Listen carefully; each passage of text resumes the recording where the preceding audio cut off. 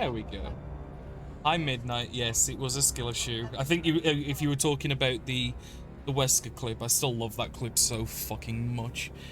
But tonight, we're going to be doing something that requires much more skill than that fucking dickhead. Because we have a one-shot on our hands. And not just any one-shot, but a level 21, which... Oh, thank you for the lurk. Hi, Fibnag. Yeah, level 21 shots are fucking mean because...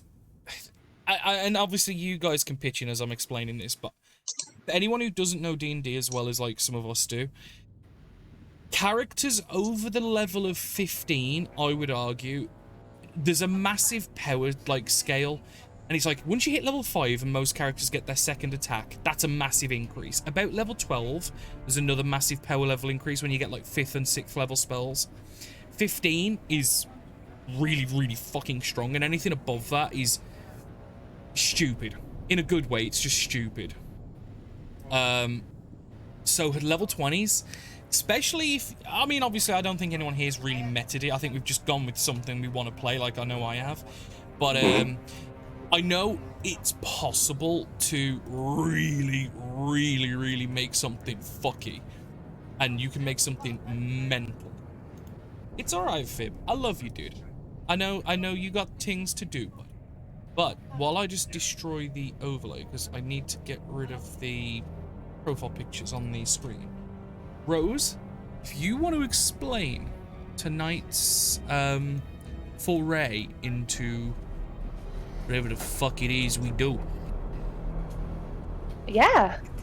Obviously, feel free to chime in, others, but tonight these people will be playing in a world not unlike the one that Danny runs. There was a major event in history which split the timeline, as recently discussed by Nivara in the Tiaran campaign, the archipelago campaign that Danny currently runs. So now, well, we're just going to see what happened in the other world.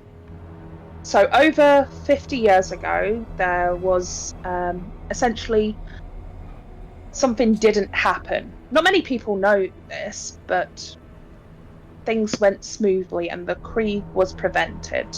The Krieg, the second Krieg is essentially where, a 1,000-year-long war, I believe, in history, which has wiped the entirety of history beforehand. That's right, yeah. Other than small pockets. So, due to these small pockets of history, people were able to see what was happening.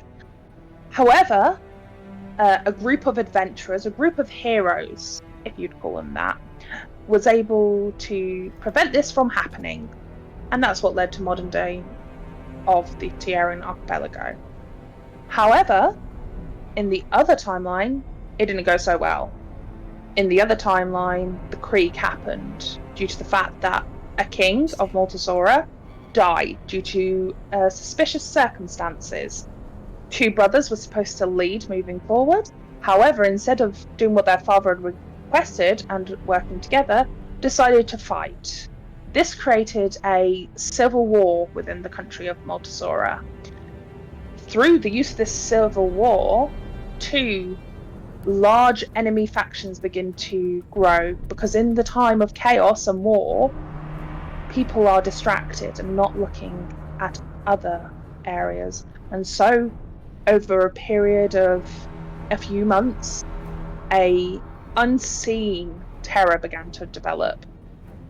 Devils and mind flayers began to work together, which is near unheard of. These 2 are opposing factions, maybe not even dealing with each other. One loves arcane magic, the other hates it. One loves complete domination, the other likes complete domination. Maybe this is where they agreed upon. Through this, they began working together and effectively over time began destroying Maltasora at its heart. They brought great machines across from the other side, hellfire machines that are able to spit out poisonous gas, began destroying cities, began basically taking over the country of Multazora. In this time of their invasion, they brought about the Second Creek, tethering the material plane to the hell planes. And because of this, the Nautiloids began to arrive. Summoned by their Mind Flayer kin, they began to arrive en masse, taking over the skies in time. Whilst they began to search for any humanoid that they were able to lift into their horrifying alien ships, devils streaked across the deserts. The corruption from the Krieg pushing out from this tether point. They wanted to enslave everybody, and they began to do so. Multazora turned into a completely war-torn country. If you were not captured, and you were probably going to be captured, and if you were captured, you wish you died. Because those who didn't would face a fate worse than death. They would be subjugated to slavery if they were potentially of able-bodied. If not, they would probably go to the Mind Flayers, become food or fodder for their experiments. These two factions seem to be working together, somehow in sync, though it seems like there was a third pin in this spiderweb of terror that you do not know. We start in one of the subterranean caverns in the mountains between Multazora and Armdia, a haven currently for humanoid kind that have been pushed underground to, if not to avoid the massive sky ships that come down and snatch people at ground level to be taken up into these horrifying areas. The screams of humans and elven and dwarven kind reaching across the skies. It's quite a large cavern at this point. There are maybe about 200 plus people milling around of varying different ages and different sorts of races, and not only that, but different professions. You can see that there is a small medic area that has been kind of put together in one corner of this cavern. People lay on beds bleeding, full of disease and all sorts of different things, and you see as clerics move about them, trying to heal them. There is also rows upon rows of beds of refugees that are just looking for somewhere where they're not in danger. At some edges, there are even smaller caverns that kind of offshoot from this area. But at this point, I think we'll start to find out who our characters are. So starting with the man himself, Danny, would you like to describe your character? Yeah, if you want to make the token bigger, that'll help with visualization as well, which is there. Okay. If you put him on the main... yeah. I know it's a blank page, that one. But that is simply because... It's fine. Reasons. You didn't make a map, guys, stuff. That's the reasons. I made 5 maps! Oh, damn, nice.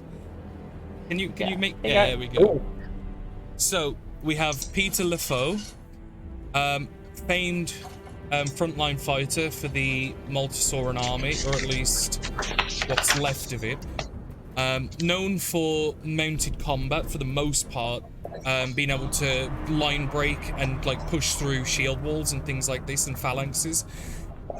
I would imagine for whatever reason Peter has been selected for this specific mission. We'll find out very soon. But as you can see, donned in plate armor with a heavy gnarled glaive as a weapon, and some fucking fantastic abilities, because the it's a fighter cavalier subclass, all 20 levels, all the way to the 9, and it's like I was saying to Liam, it's a slept-on subclass, you know, and I think it's because, like we was talking about Rose, people think immediately that the subclass is only about mounted combat, which there are sections that are, but most of it works not mounted as well, and it's pretty fucking strong, and you guys are gonna find out soon, hopefully. This thing is nice. Cool. Thank you very much, Danny. On to our next individual, Liam. Hello, that is me. God. Yeah. We've all gone for like high fantasy images, and that just looks like fucking Pixelmon. It's Liam and his fucking It's okay. tyranny of tokens. Let's see what he is. Yeah. I am Leah Kin, and I am a half-orc You're- Moon Knight fighter. You're what? Leah Kin. Okay. Add on. Just, No, it just sounds like you just took your name and just threw something on the end of it. Like Liam. Liam Kid. no, Leah, as in like, you know, Leah.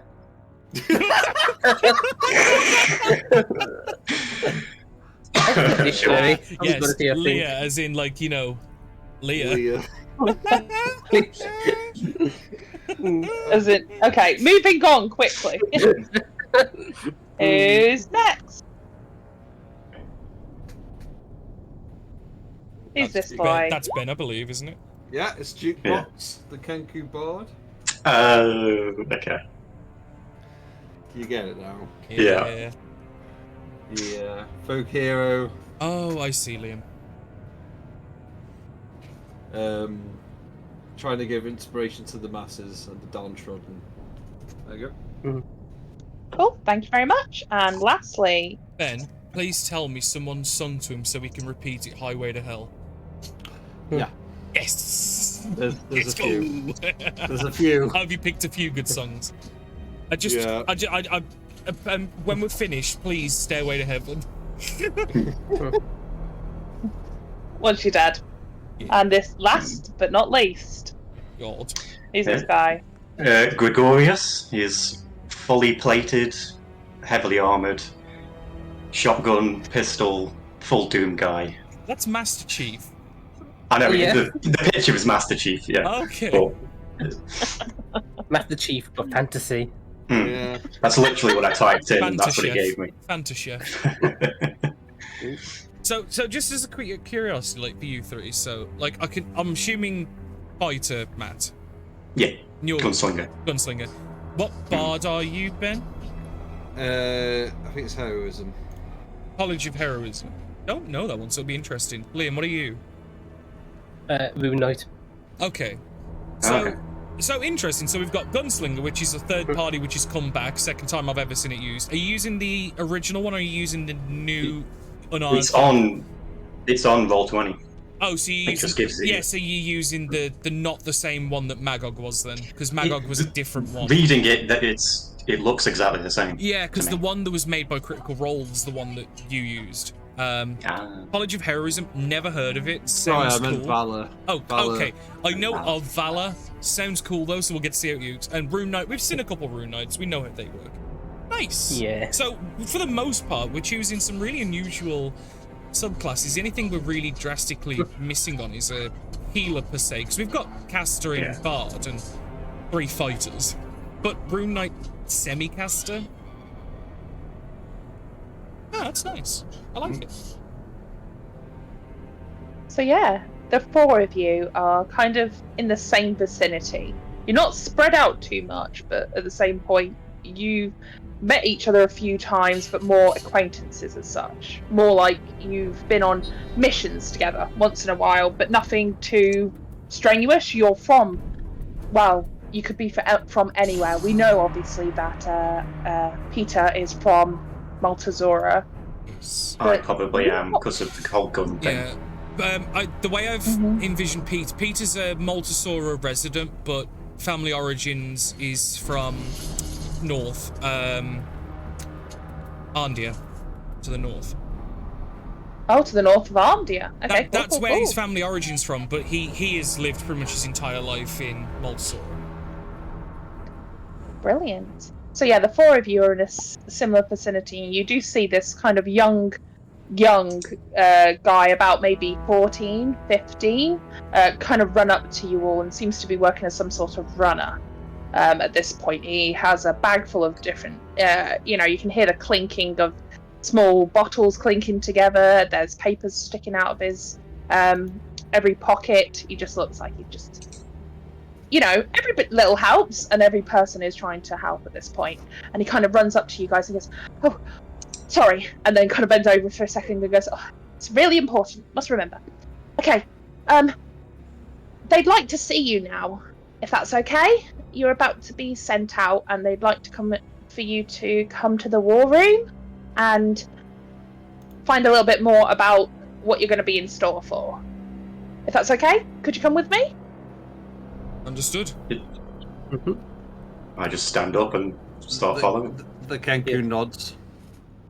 Let's go. Brilliant. And he begins moving away and realizes that he's going a little bit too fast, so starts slowing down to try and match you guys' pace, because I assume you're not running with him and he goes to run. It's like a double step.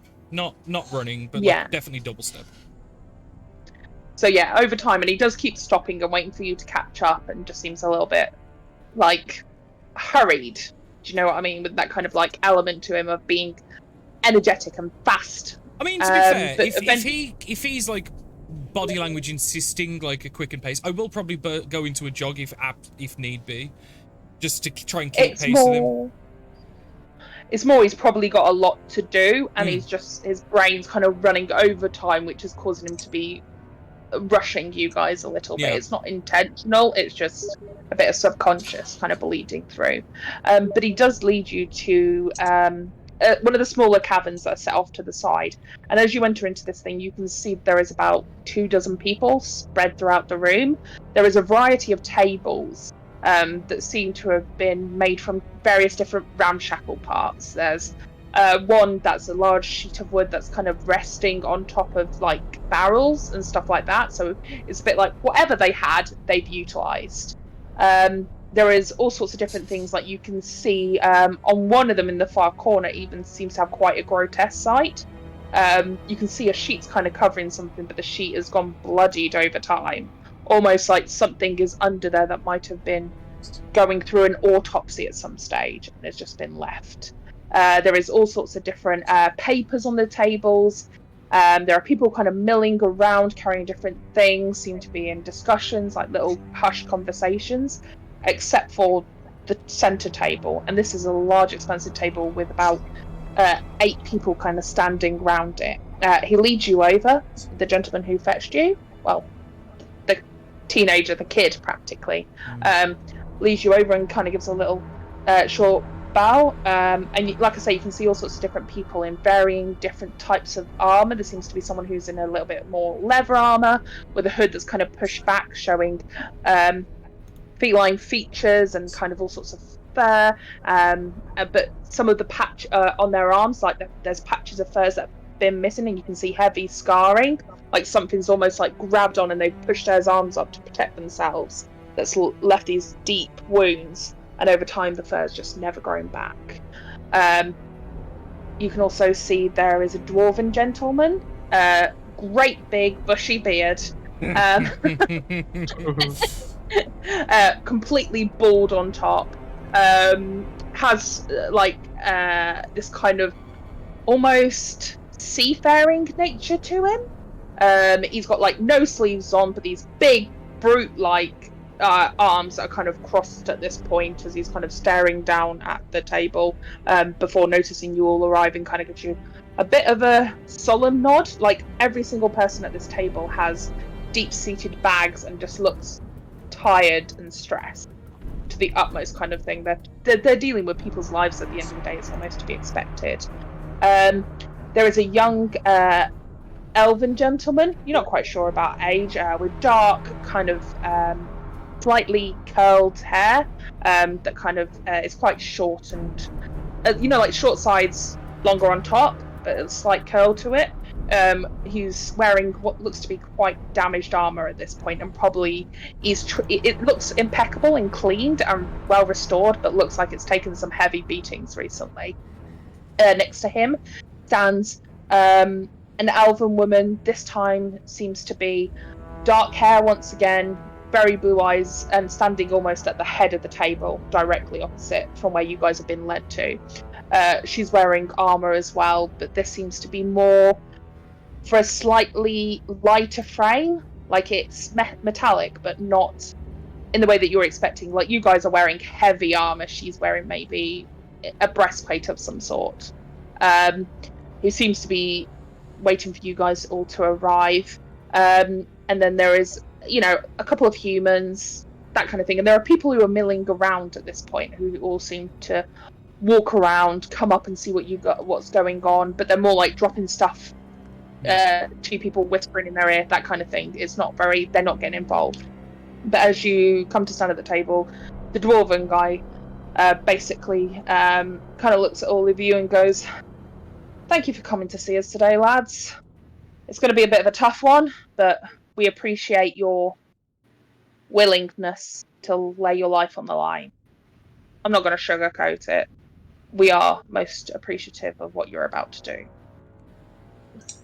You see, like I say, the other woman at the head of the table kind of nods slowly and goes, "It is with a lot of regret that we are quite certain that we are sending you to one of the worst places imaginable now. So we are very appreciative that you have all agreed to take part in this." And he kind of nods at this point. The dwarven gentleman goes, I'm guessing you'll want to know what's going on. What we're wanting you to do. Please, if you could indulge us with that information. Yeah, of course. And he kind of motions towards one of the humans, and this is kind of a younger woman, maybe in her mid-20s, though she does seem to have like a kind of massive acid scar kind of across the lower half of her face, like something's hit her, and she's been very lucky like to block her neck, because it's almost like something, you could see a perfect line across her face where something has hit her and has kind of meshed her, like the bottom of her cheek and her lip into this slight disfigurement. But at this point she kind of moves her hands, and you watch as upon the table in front of you, it's almost like the wood begins to rise, and you can see an image of a desert, but this desert has given way to essentially hellish landscape. You see a pathway of lava pushing through the scorched lands. Various different sharp, jagged rocks and stones have broken free. Small pools of lava bubble and hiss. And in the center of this table, you see a large tower kind of appear. In the skies, these nautiloids begin to move in and drift away slowly with time. Like some sort of minor illusion spell has been casted to show you what is going to happen. The dwarven gentleman goes, "We are pretty sure at this point that the Prime Tower is their current base of operations for at least the Multisoran attacks. They seem to be negotiating at this point between the two factions. It seems to be some point of torture. They gather humans, gather elves, gather dwarves, and all sorts of different races there, and this is where there are exchanges. We want to knock this tower out, if you can understand. We assume that this is unfortunately going to cause them... We're hoping it causes them a lot of grief and enough for us to begin to start to turn the tide. We'd like for you," and at this point you watch as the map kind of zooms in on the tower, kind of leaving most of the war-torn scape, the hellish landscape kind of away. And as it zooms in, it shows you a tower, seems to be maybe 100, 150 points tall. It's like massive, this tower is. And even as it zoomed in, you can see level after level after level kind of start to appear. On the outsides of it is almost scaffolding made of metal, seeming to support this massive frame. Like it's gone up so fast that they've had to add in metallic elements to it.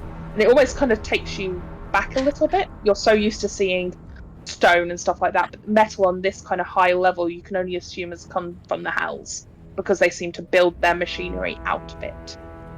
Even at this point, there seems to be this element of heat wafting off it, like you can feel the heat of even if it's just the surrounding area or the fact that you can see lava trickling down one of the sides, pouring on its axis.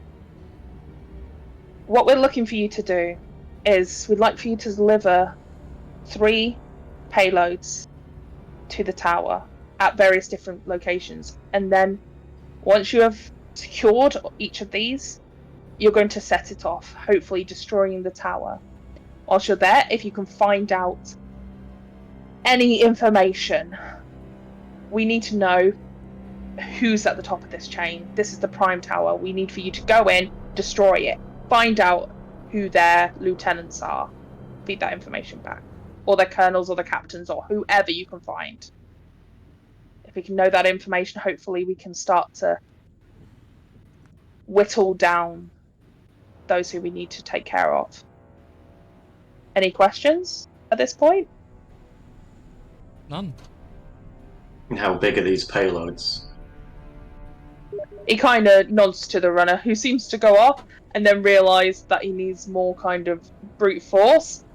So he seems to move over to 2, and these are built like a brick shithouse gentlemen, who seem to pick up this heavy box and move it into the centre of the room, onto the table that's next to you guys, and you hear it groan a little bit.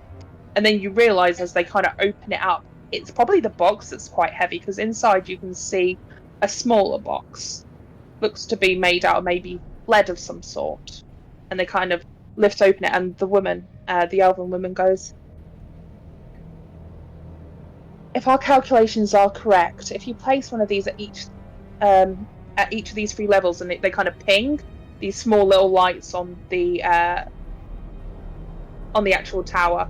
One of them seems to be at the top where this tower meets this kind of dome that's filled in at the top.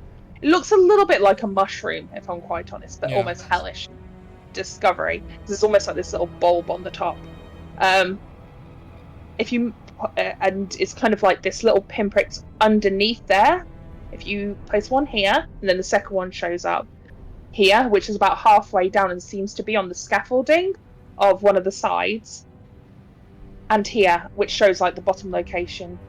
As long as you set it off from the top down, it should be that they should each reach each other, causing a cascading event. How long will we have to leave once the first one is primed?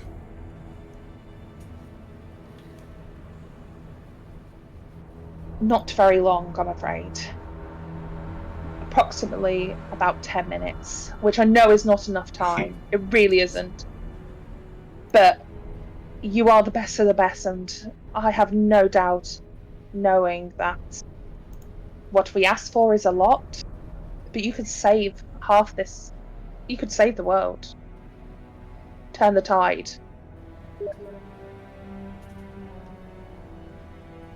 Are you still willing to do this? Always. Yeah. Definitely. Kenku nods head. Thank you. One of our arcanists will, they'll take you there to a location just outside of the main kind of area that they play in. Hopefully we will drop you off there. You will be able to make a short journey, no more than an hour. We're just not able to get close. Every time we do, they shoot fire at us from great distances. Once you have completed and managed to escape, I suggest that you head over to the capital of Maltus, or to the old ruins. And if you head to the library there, we should be able to get somebody to you very shortly afterwards. We will come to pick you up at sundown. I hope you're ready for this.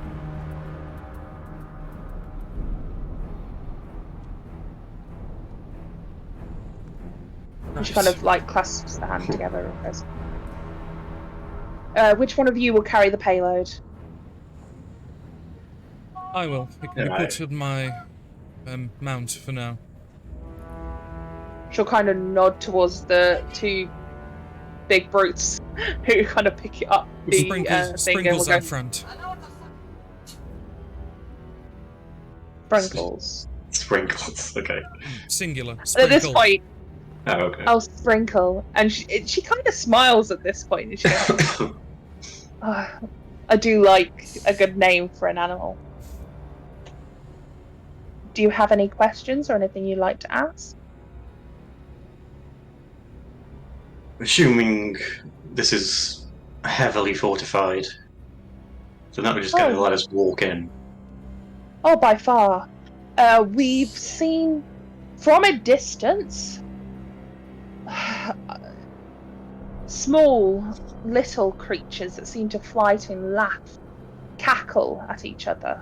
But I'm sure they'd just be fodder for you guys. You'd be able to take them down with no worry.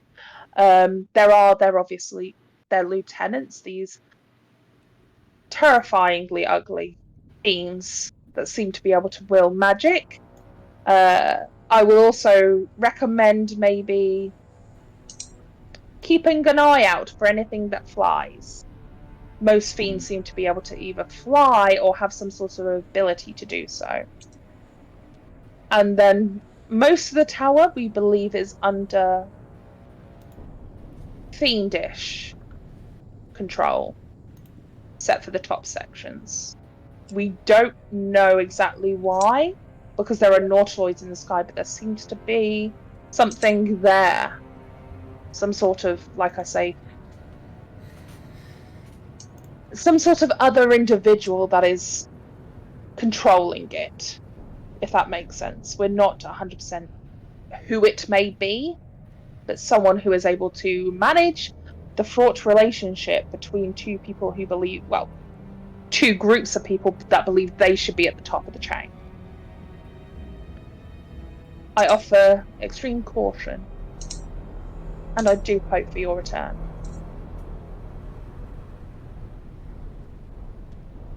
At this point, the dwarf goes, you know what?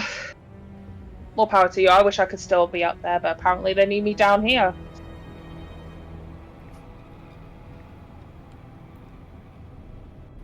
Anything you need? Believe I have everything I need ready. He has a mount. Are we able to procure mounts for the rest of us?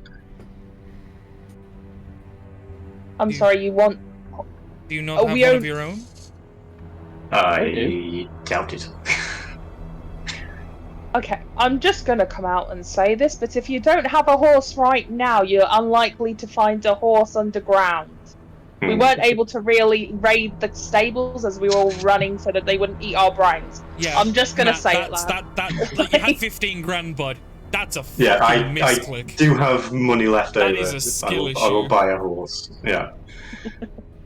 Did not If you anticipate don't have one, I have it's money left unlikely over. you're going to be able to get one. To be honest, it's only going to be about an hour's walk, tops, if that. We are going to try and drop you quite close. Yes, subterranean horses, Sparrow. Brilliant. Yeah, I left plenty of money so I didn't have to count ammo. So I've got enough for a horse. If you brought a horse with you, that is fine. Okay. We haven't got any. Shall we say I bought a horse just for ease? Just because you want it to, but this is the last time. If anybody else asks for anything, you've had a week and a half. Don't make me turn this car around. Okay, sorry. Did not anticipate. Travel. So you thought. So at this point, anyway, the elven woman kind of nods and goes, "I can take you to the Arcanist. They can take you there. If you'd like to follow me." Lead the way. Yeah. Is there anything And at this else point, anyone else needs? Just looking at the rest of you guys. No, I'm happy. No. Nope. Excellent. And she begins to lead you out at this point, out of the room, through to one of the areas where there's loads of little beds, and you can see younger, well, not really younger in terms of, it's really difficult to tell the ages of elves. Like, they're any time over the age of like 21, they could be 500 or they could be 50. It's really difficult. but they kind of lead you to a young, seems to be elven male, hair kind of tied back at this point, who stands up, kind of nods, almost in great respect to the women that you're talking to. And he goes, "Are these?"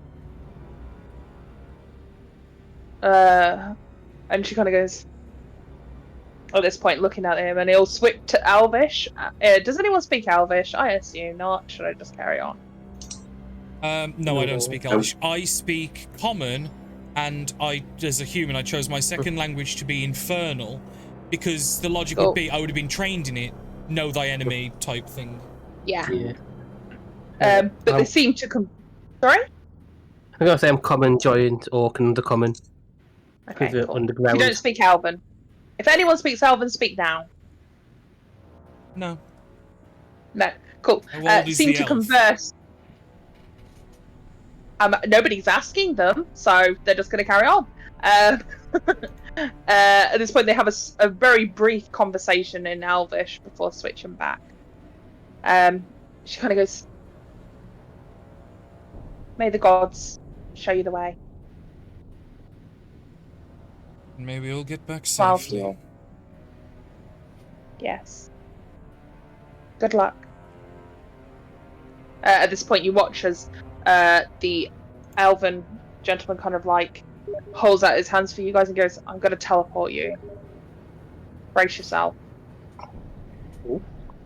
He has a slight, almost like you can imagine, he's got a Multisaurian accent, even though he's elven, but it's probably likely he's travelled over from Armdia to Multisauria because they do border each other.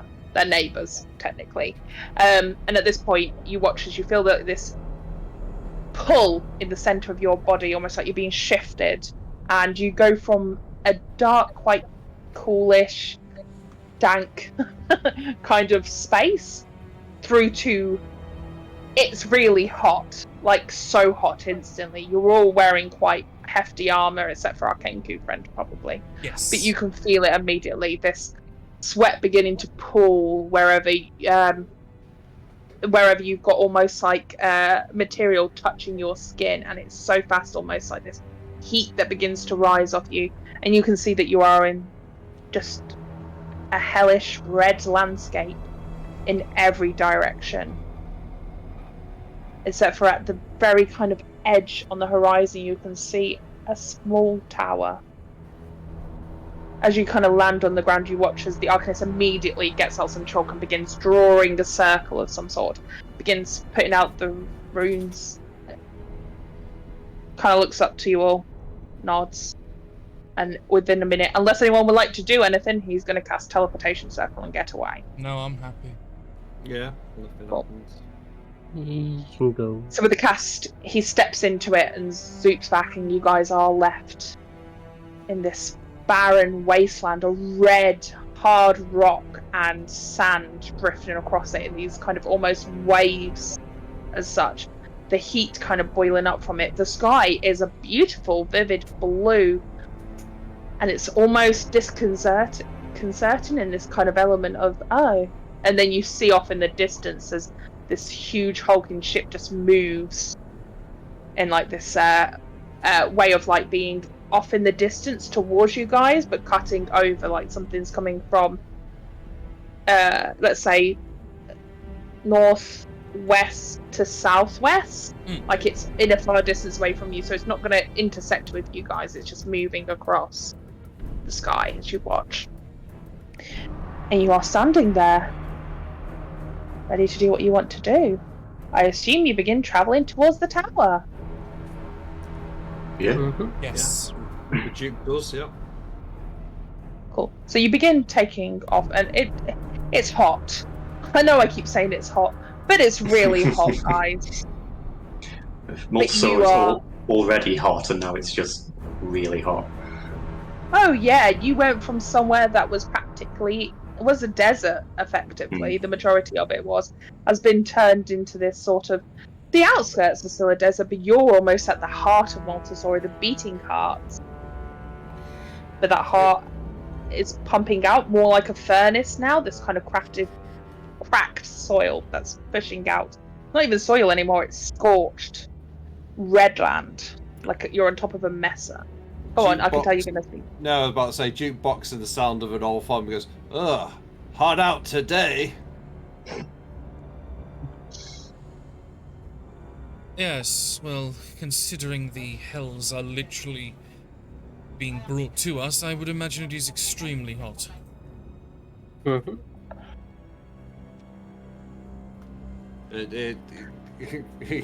He just nods back.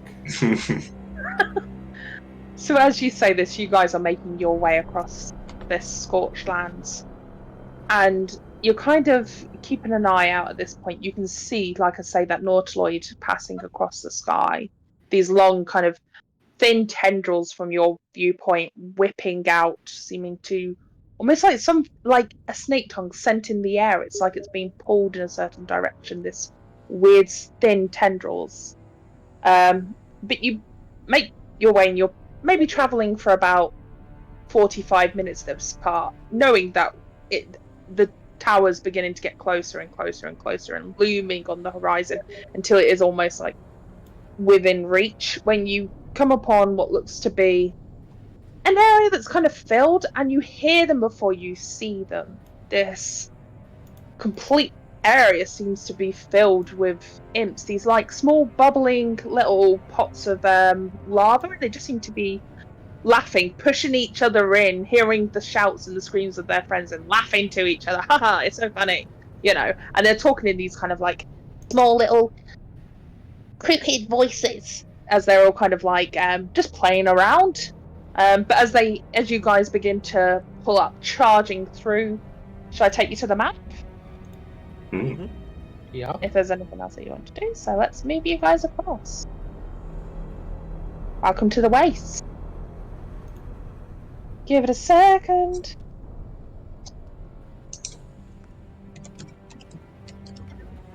So you guys are coming from the top at this point.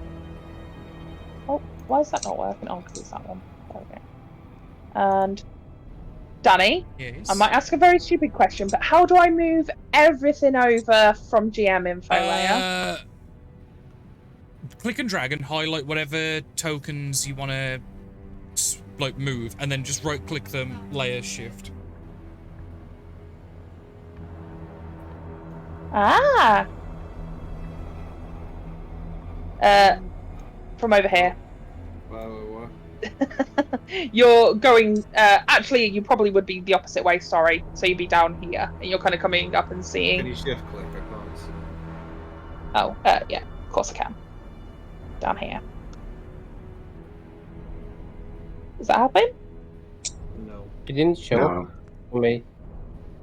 Oh, it's because I'm on the GM layer. For Christ's sake! You can tell it's been a while. Yeah. Yeah. Did that work? Yeah. There we go. Yeah. Apologies to any viewers. It has been a long while since Rose has DM'd D&D. Yeah, no, it's Just saying. fine. Yeah. But yeah, you can see this entire area is covered with imps.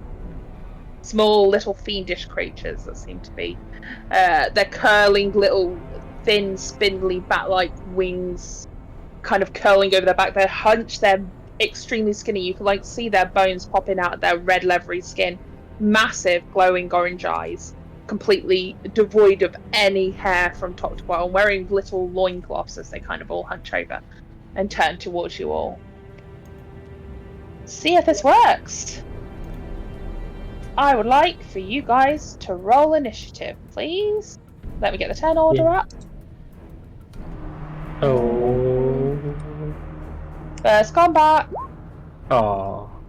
Because of my alert, I get bonus +5 to initiative.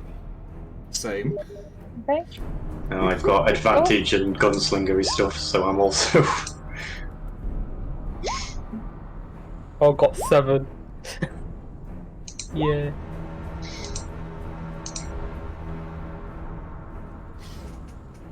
And you can even see that this is not the only amount of imps. There are dozens upon dozens upon dozens of them as you guys get closer.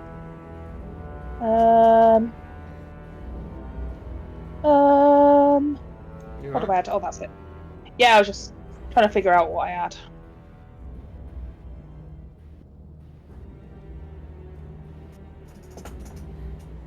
Right, let's sort.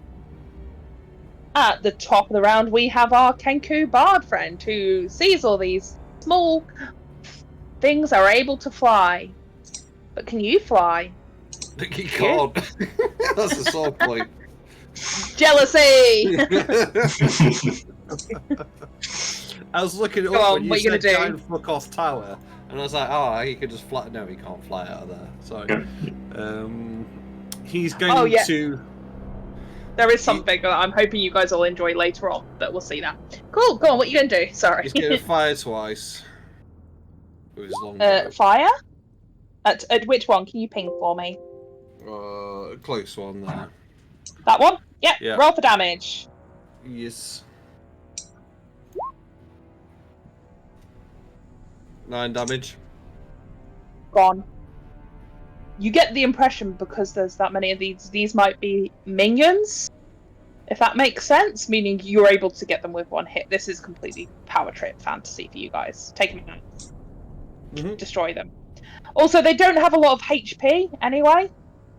They really don't. Well, they technically should have more than that. Go on, do your second attack. It's probably going to kill it anyway. Do the next one. Kill the next one, yeah. Yeah. Yeah, that definitely hits. Yeah. Yep, dead. So you guys watch as this small little Kenku kind of pulls a... Well, are you really small, or are you just... He's medium sized. He's Medium just sized. I think he's more feathers than anything else. Oh yeah, definitely. You're one of those birds that puff up as well, aren't you? Yeah. Like when you're in the back or whatever. Yeah. And you watch as they kind of pull a long bow back, and with two, one of them catching one of these imps in the neck as it's like laughter at his friend, as they've all just turned round to almost laugh at you, gets caught in its throat, and it's like, as it's like been pincered through, falling down. The other one, you don't seem to actually hit it, and then suddenly it's like laughing and pointing, and you just watch as blood begins just splashing onto the ground. You seem to have somehow hit an artery, and it's just taken out like half of its leg as its femoral artery begins pumping out blood, and it's like collapsing, only to die. Bonus action movement. Do you want to do anything else? He's going to move now to the secure area a little bit, and he's going to look at. He's going to look at not Master Chief. And in the word of like this more stoic soldier, say something like, "You must resist," and gives him inspiration. Cool. And So it's combat echoing in a voice. inspiration. Oh, so that Right. also works on damage, doesn't it? If I remember rightly. It works on attack rolls, and it also works on. It's something to do with enemy attack rolls. I'll find out in a second. Oh, okay. Cool. Is that the end of your turn? Yes. Next up is Gregorius. Is it Gregorius? It is Gregorius. Yeah. What are you going to do? I'll move up a little bit. And with the pepper box, this 4 over here. Yeah. So I'll start bottom to top. Okay, cool. Go for it. What's the inspiration? You Is it a dice? Yes. What is it? Is it going to be like a D12 or something ridiculous? It's gonna be a spicy dose here. Is it only It's once? D12. Yeah. Okay. It's You like a usual inspiration where you can use it or you don't have to use it. It's up to you, right? And also because it's combat inspiration, you can use it to add to your AC when you get attacked. Oh. Oh, I'll leave it for that then. Okay. Or you can add it to a weapon damage roll as well. So you might as well spank it for a minute. I'll save it for the armor. Okay, so yep, the bottom one. With 17. Yeah, that definitely hits. Okay. Yep, dead. Cool. Next one up. Second attack. Yep, that hits. Yeah.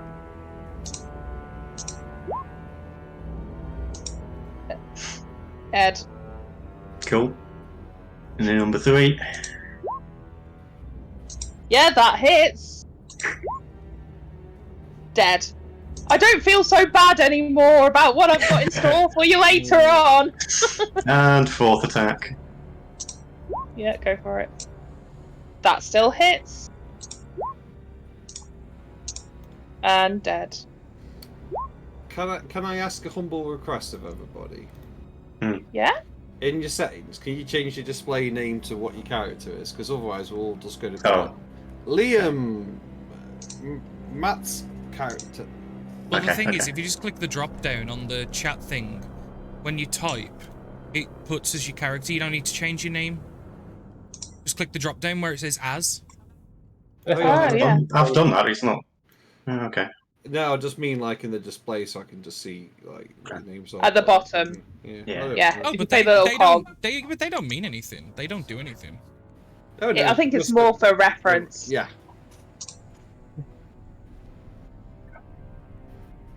But yeah, you guys watch as Gregorius literally shotguns. So they're like small, like little chest cavities that look like they're just nothing but rim of bone, or just being destroyed with like various different shells that are kind of bleeding in, and these heavy bleeding starts to take form, and they don't even get chance to start running. Like one of them does go turn to run, but you catch it in its back and it just falls straight on its face. Half of its back blown to pieces. Bonus action reload. Cool. And yeah. Start aiming at another group. Brilliant. Peter! Yes. Before I do my turn, I just want to point out, like, because I've been a little quiet because I had someone message me on Steam, and I just got to point this out because it's fucking clever the way some scammers work now. There's a woman that messaged me, claiming that they'd bought a knife on Steam for like $1,000. Someone was using my name. So I thought, okay, so it's someone using my name, being a scammer, being a dick, whatever, cool. She showed me like screenshots of the ticket and stuff, and to like this Steam employee, and they've just asked me to give them a code. And now he's randomly sending me certifications of eligibilities. Okay. And now he's trying to call me on Steam. Right now, on Discord, sorry, as I'm speaking. Because you know, like the O2 things where you give them the code. Yeah. Oh, they're really clever little bastards, aren't they? Because not only was there someone Was it messaging me someone on said Steam, you're being hacked? No, someone was messaging me on Steam saying that they'd been scammed out of an item. And it was my name on the marketplace transaction. So I assumed, okay, someone's using my name and has stolen my screen picture. No, I'm gonna block you, you bitch. They're getting clever. Oh, so it was like a double block. Yeah. Yeah, it was fake. Yeah. All The fake. original didn't exist. They're getting clever. On an unrelated note, Danny, I mean to speak to you. I'll give you an extra 6 inches if you give me $1,000. Yeah. Yeah. I can make that happen. Cool. Danny, it's your turn. I just had to, because like I just couldn't believe how infamously clever they are. So, yeah, there they are. I'm assuming I'm mounted in this point. Yeah. Yes. Cool. So I'm just gonna go with, because Warhorse has 60-foot movement speed, so it's 5, 10, 15, 20, 25, 30, 35, 40, 45, 50, 55, 60 to there. And I am going to attack with my glaive. I haven't set up my attack thing, so I'm just going to roll them manually for now, like with the d20s and stuff.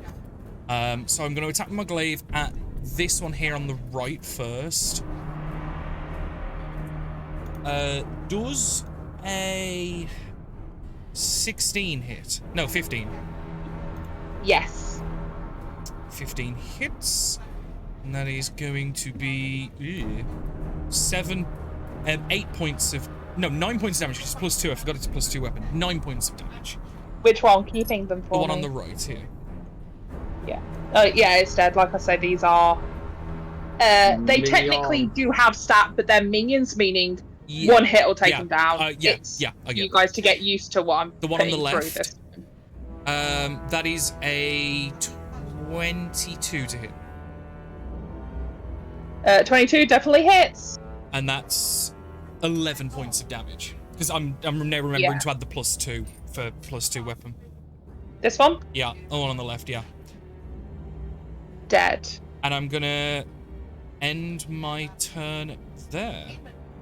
Just as an FYI, Rose, because I know... because you're not going any further? No, I've only got 60 foot. But I just want to let you know that because I'm 10th level Cavalier, creatures provoke an attack of opportunity when they enter 5 foot reach of me. Okay. So I'm just letting you know, because then as they charge at me, I'll get attack. And because of Vigilant Defender, I get a special reaction on every creature's turn, and I can make an attack against each. So I can attack multiple. The only rule is I can't do it in conjunction with a normal reaction I use, because then it's wasted for that turn. Sorry, so you can do it for multiple creatures? Yes, right, okay, I'll read it. So hold the line. At 10th level, you become a master at locking down your enemies. Creatures provoke an attack of opportunity when they move 5 feet or more while within your reach. So, I've got 10 foot reach because of the glaive. Their speed is also reduced to 0 if they're hit. Starting at 18th level, you respond to danger with extraordinary vigilance. In combat, you get a special reaction that you can take once on every creature's turn, except your turn. You can't use this special reaction... no, you can use a special reaction only to make an opportunity attack, and you can't use it on the same turn that you take a normal reaction. So I can literally attack each creature that comes at me, so long as I don't use my reaction for something else. Oh, okay. Got it. This is what I mean by Cavaliers are fucking slept on. Granted, that's 18th level, don't get me wrong, that's 18th level, but that's nasty. Well, we're going to see it in effect then, I guess. End of your turn? Yeah. I had to mention it because I figured they're all going to charge me or try and go past me, and I have the reach to hit them.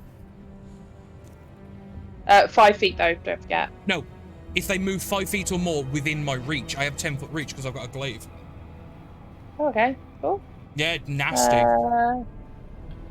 This one's gonna move 5, 10, 15, 20, 25. Hello! Oh, fuck, I forgot they could fly. Ah, never mind. Yeah!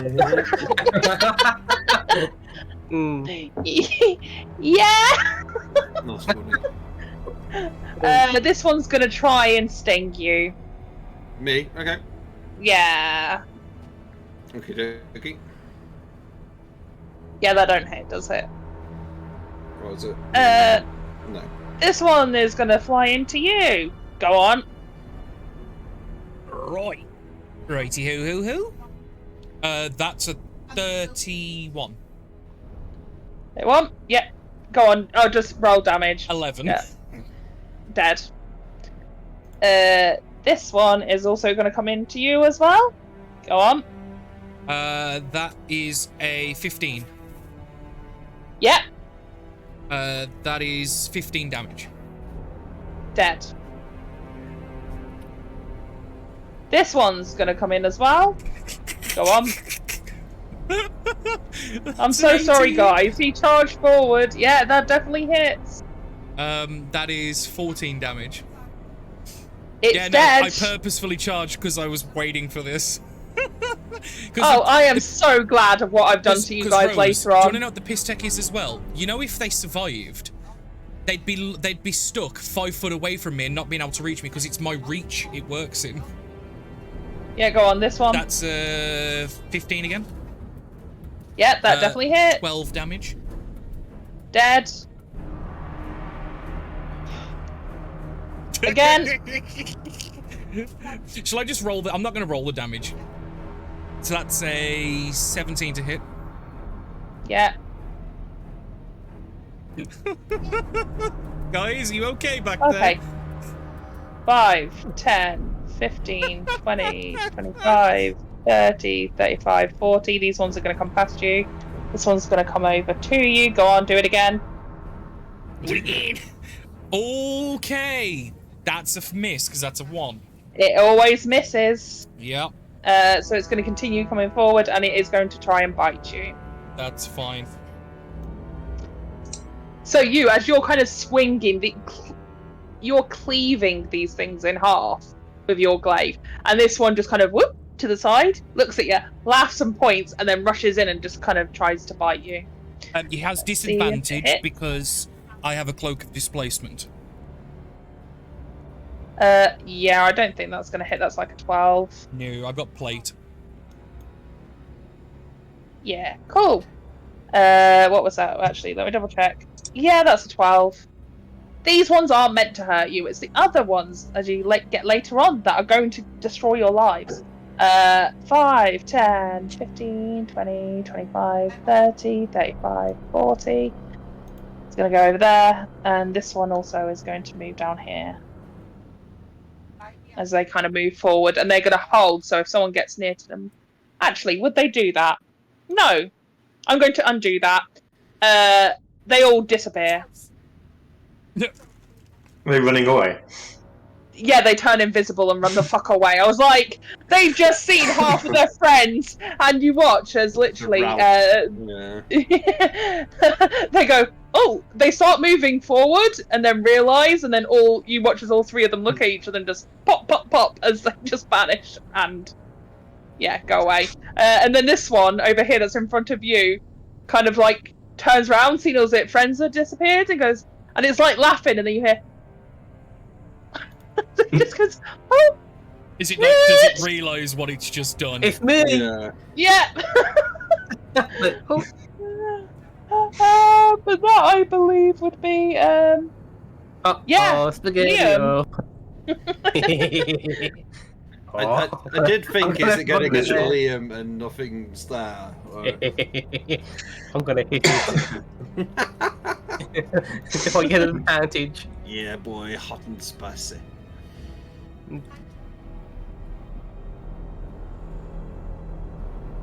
25. Yeah, that hits. Doesn't Hammer of Thunderbolts like hit everybody within a space? If I throw it, it's a 30-foot radius. I believe it's still Yeah, worth but just I as didn't more know there was- normally. It could be a normal hammer like that. It's if I throw it and use Yeah. on charges. That's when people have to do things. Okay. Yeah. Right now, people are okay. But 21 bludgeoning damage. Yeah, you hit the ground, and at first you're like, oh, I don't think I hit anything, because you don't see anything kind of spurting out the sides, and as you move up, there's like this kind of like sticky goop between your hammer and the ground. That There's just kind no of like resistance at pulls. all. Yeah, it's like, you know when you're pulling like a really cheesy pizza apart, you get like the cheese string, and it's like that Oh, between your yeah. hammer and the ground. Don't eat it. Don't eat it. Oh, God. There's just a nothing else scoop. helped me. It's Is that the end of your No. turn? It's over here. There's one last one that is currently pooping itself. Yeah, well, it laughed at me. Because I used Oh, cushion, I'm sorry. going to move the corpse away from the board. Give her a nice clean path. There is nothing left. It's goop. Can I You just watch slide the the green goop. bulb a little bit? Just like keep away from the board. Yeah, with your foot, you just kind of like nudge it, and then like you Yeah. get stuck in it. You're like having to do it like you've stepped in dog poop, and you're like doing the dog poop shuffle. And your turn? I'm just going to do another Excellent. 10 foot of movement and I'm done. Cool. Just Yeah, totally fine. Yeah, if you want to, if you finish your turn, just let me know and say that's my turn, and then that means that I Okay. can go on to the next person. It's just super easy. Cool. Everyone happy with that? Yeah. Back to the top of the combat. It is Dukebox. His line he's learned from someone else is, "The annoying little bastards," and he'll like walk forward a little bit and shoot his longbow, a short bow again. Go for it. And I'm getting used to 2 screens. Power. There we go. Fancy. Yeah, I think a 28 might hit. Yeah. So as this thing laughs at you and then realizes its friends aren't there and then kind of goes, "Whoop," you watch then as it kind of goes to turn as if to run away, and you just watch as this arrow like pierces it through, like almost like it's just been shish kebabbed. Like it just goes straight through it. You hear And- this like knockoff Clint Eastwood like quote like down the line in this fucking. It's high noon. It's high noon. It's And my then line. seeing you guys, you just watch as in the distance, like pop, pop, pop, pop, all these imps are just vanishing before your eyes until you look to be completely alone. It's high noon. What are you guys going to do? Quickly. Let's keep making I our assume way. you continue on. Yeah. Yeah. Keep moving Make them forwards. away. Yeah, you continue on seeing this tower getting closer and closer and closer to your vision until, well, you're nearly upon it. With thundering, well, the horse falls. Wait a minute, what am I trying to say? The thundering sound of the horse's hooves against the floor, turning into a ruckus almost. horse? You come across, and it is. They're camels in the law. Oh, yeah. they're both camels. And no, I thought you had a horse. And Liam has an elephant. Oh, does he? I thought it. Well, I No one missed. does. I said horse accidentally. I think law-wise, the camels. It Yeah. doesn't really matter. Okay, so with the camels and the elephant, you guys literally arrive, and you can see there is another Fox Poppy's stretch on of the back lava of in the front of you. elephant. Oh yeah, I imagine, yeah. So as you're kind of hanging on for dear life as you come up. Yeah, we got a whole damn circus. Well, that's level 20s for you. That's Rose broken. Yeah. Rose. Rose. I'm the DM now. We all win. Oh no. Hey. We're at level Yay. 21. We've hooked the system. The tower blows up. Yay! But guys, what the fuck do you think of that combo with the fighter? Oh my god! I so wanted you to win the entire combat. Yeah, on their literally. turn. Well, literally, because I get a +2 from the glaive, because it's a magical glaive. I got a +6 from proficiency and a +5 from strength, so I'm on a +13. I can only miss on a nat 1 against those creatures. Yeah. And literally, because of the level 18 ability, I get it off everything. It's just like, damn. Mm. And how people are going to come over and I use my hammer ability where I just throw it and just blow them all up in my thunder. That would be fun. I hope Rose has noticed that Inz isn't just talking to herself. It must be internet or something. No, she's gone. Yeah. There we go. This won't be getting a bump then though. What? I think she already knows. I'll type it in as soon as we got. This is the point we got the bump. How are you doing anyhow, Sparrow? I haven't had the opportunity to say, how are you doing? I need to change my name.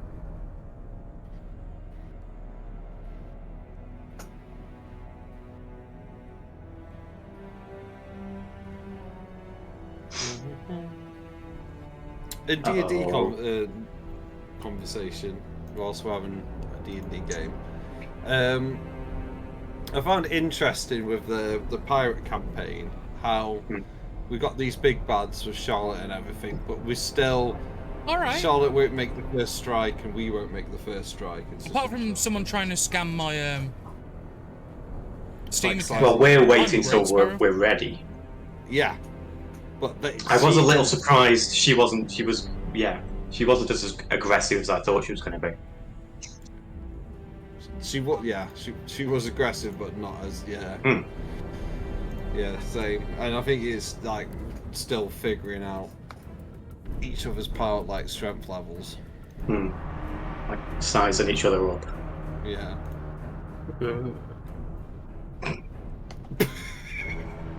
Like, Okay.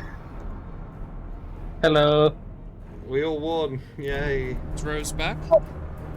Yeah, I'm here. hey. Whilst you were gone, Rose, the tower did a Death Star and it's blown up now, so we got home. Yep. Yeah, Cool. someone stuck their dick in the vent and it exploded. Cool. What bit did you hear up to then? Oh shit. The horses, not horses, were making noises. Cool. So yeah, as you guys make your way up to this tower, and it is almost peaceful. You do not see a soul or a creature without a soul. Don't know. Depends on our vision of well, devils in D&D lore.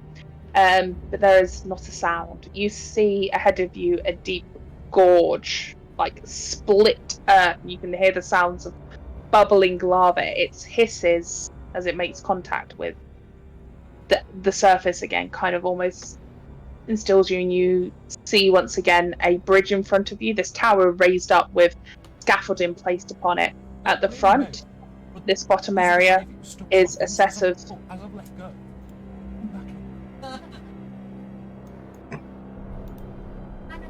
double doors. These double doors have all sorts of different faces of them, of what you would assume to be different sorts of races: humans, elves, dwarves, gnomes, halflings, all of their faces twisted in agony. Something enjoys seeing this torturous look on all of these individuals. The woods are made of a heavy stone and are slightly open at this point. You can see just this deep glow kind of pouring from inside, almost like there is some sort of lava, and you can hear it at a distance. Stop me if at any point you would like to do something, because I'm just going to continue pushing you forward. I would love to do something, actually. Okay. After this is about the scammer again, but after I found out that it was a scam, because what it was, the guy was like, "You must log out of your Steam account for me to like undo the ban." I'm like, "Okay, cool, whatever." And then he was like, and then it was, "Give me the code that I'm going to send to your phone." The code was to change credentials and verification. And he's like, "What, you mean the code that says do not share with anybody, including Steam employees?" That code. And that's when he started spamming me with the credentials. I've now logged back in, and I've now got, I'm assuming it's someone's account that's been hacked. It's a bait account. They're now threatening legal action against me, apparently, because I told them I'm live, so I can't really talk properly, and they're watching my live stream. So hi, by the way, scammer, from like Hyderabad or wherever it is you're fucking from. Because I say Hyderabad because that's one of the central capitals for scammers in like India and stuff. They'll know. Apparently, the Steam employee, Steve was his name, is live on the Steam community, showing traders and sellers my conversation with him. I will not get away with it. Oh, Steve, you're feisty. Literally, the fucking verification documents I sent was so pitifully made. They were fucking awful. But yeah. So, Grotesque Faces Hell Fortress, yes? Yes. Yes. Yep. Cool. I'm assuming visually there seems to be only one clear entrance way, right? They're made usually. Unless you're going to scale. You can scale it, but there doesn't seem to be a way to get onto the scaffolding at this point. No. Who wants to carry the devices? We might be worth. We got 3. It might be worth splitting them. 4 legs, 1 basket, kind of deal. Well, none so of for them 3 can strong afford to be uns. broken. Yeah, true, but putting 2 down is better than putting none. So for the strong-looking ones. That'll be me. Me. Yeah. So I have length of the chain. 3 fighters.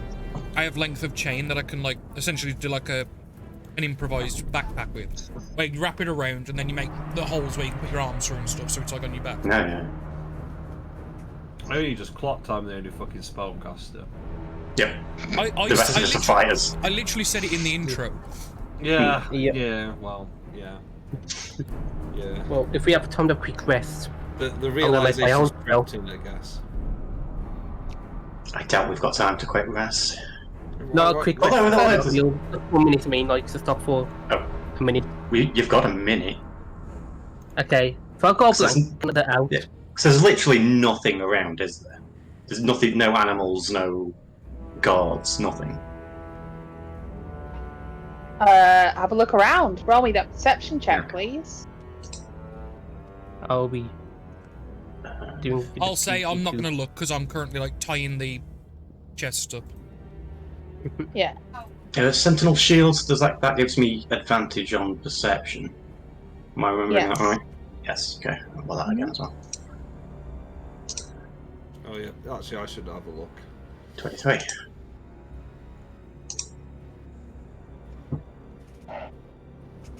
Gregorius, you can, as you're kind of peering through, you see, and looking around, you see a shadow move across the door.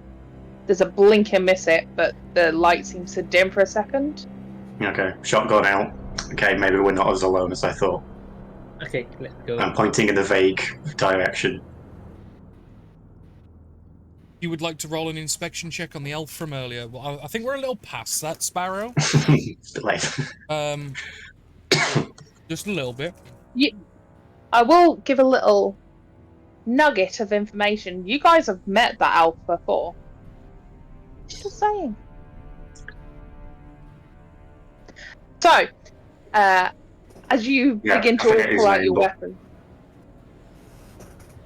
No, you've met the female elf. No, don't know. I met a lot of female elves do in you my really time. want to know? Do you really want to know, or do you want to know after the game? Tell me if you want. That's Cass. Okay. Makes sense. Oh yeah, because it would have been Yeah. pre-assassination. Yeah, she's not been assassinated. She's still full health. And she's refusing to help. Yeah. She's saving millions by going underground and moving people that are a little bit more expendable than she is. Just saying. She's not an idiot. She was one of the most intelligent people alive at her time. Maybe. Anyway, but yes. And the elfin gentleman was hot-ish. Kinda. He was a bit young. The Arcanist. It's a whole deal. Talk about it later. So, yeah, you can see a shadow move across that door gap. You begin to proceed forward, Yeah. slowly and steadily. Allow me to go first. I'll take the rear guard, and I'll be like walking backwards, keeping an eye on where the shadow was Should I? for a bit, and then I'll turn around, obviously.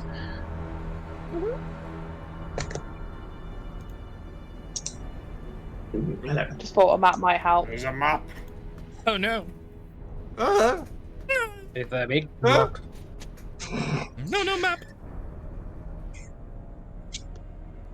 Oh, So it yeah, can as be you push from- open the doors, you can see, like I say, a room. There seems to be stairs heading up to another level above you guys. At the back is a pool of lava, and as you're kind of like looking around, you don't see anybody for a second, but you hear something. Hello? Hello? I'll turn to everybody and put a finger to lips of just shush. Mm-hmm. You see in the center of the room this kind of upon grates over lava, you see a almost pipe kind of pulling up from a raised dais with various different infernal markings. You can read all these kind of things that just say like die, pain is life, we should destroy them all kind of deals in infernal, just being scratched over like some sort of hellish graffiti. Upon this pipe you see a melted, what looks to be maybe brass statue. You see there's like a hinge at the bottom of it and it's moving slowly up and down, but it's almost like the voice is coming out from it and it's not actually closing properly and it's not moving at the same time as it's talking. You see this brass kind of face is dwarven in nature. and is just completely twisted. Its arms are gone, and it's just sitting there upon a pipe, calling out to you. I think I need some help. I'll shake my head to everybody.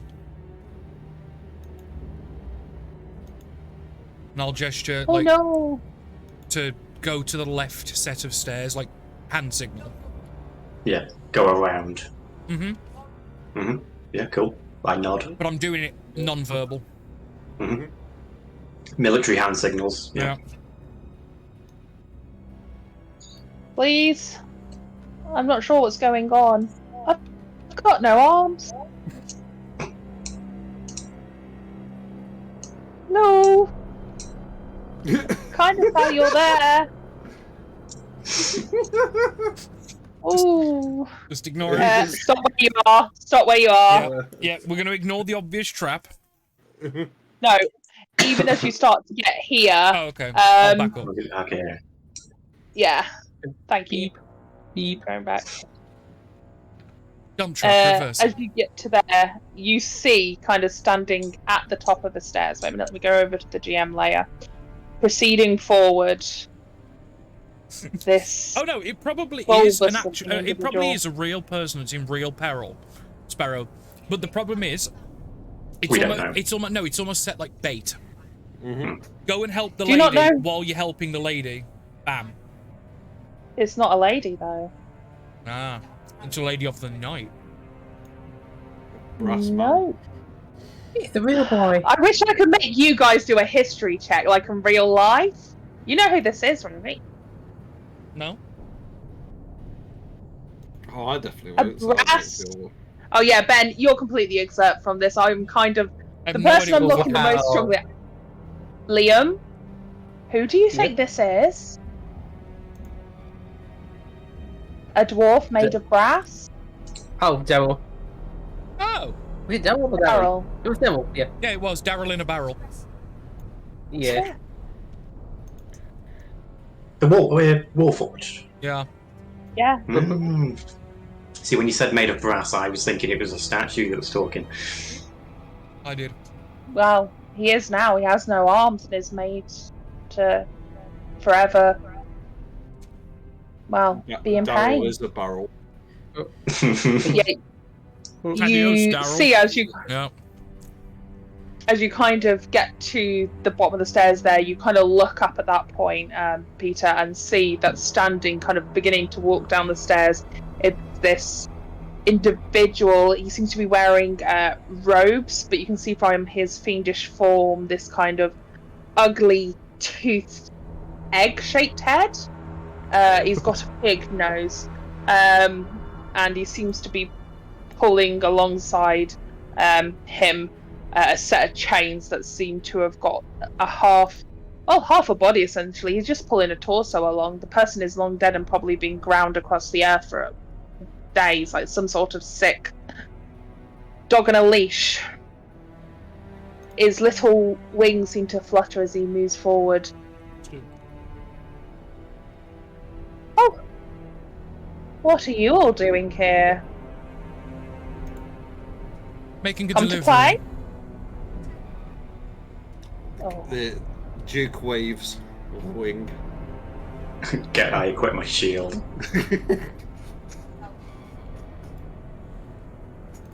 Is he stood actually there on the stairs, or is he like moved more to the top of these bits here? Oh, he's moving down at this point. He's kind of slowly walking down. It's alright, I'm gonna walk up to meet him, weapon ready.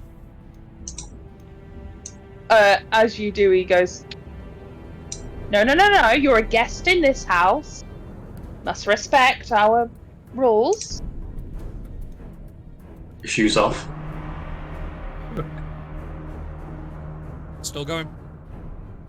Okay. Maybe you should kneel. And at this point, he's going to point towards you, and he is going to cast. Before you even get there, he casts Dominate Person on you. Okay. That's a wisdom save, I believe. Wait a minute. Excuse me. Hang on. I might not be. Are you going to counter spell it? Or do you have a thing? I have things. Ah, shit. I'm not. I have things, or I'm not using my things, so I can't do the things. What? Yeah, roll a wisdom saving throw for me. Okay.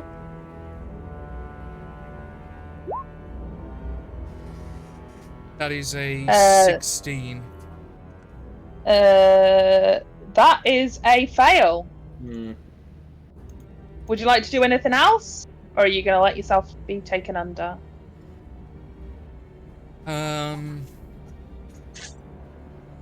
You fighter, right?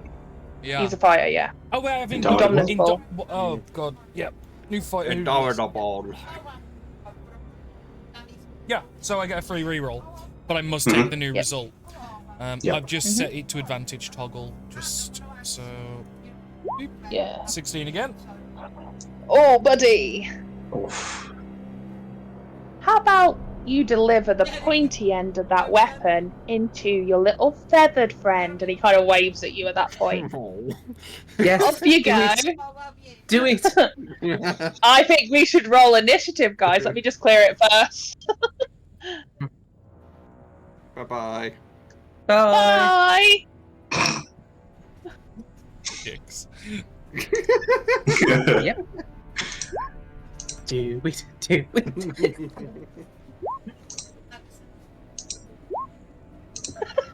I can't believe Liam's like, Damn. do it. I've got a plan. Oh. Oh god, Danny's going in the lava. Yeah, rather than just stop this, just make the safe pass.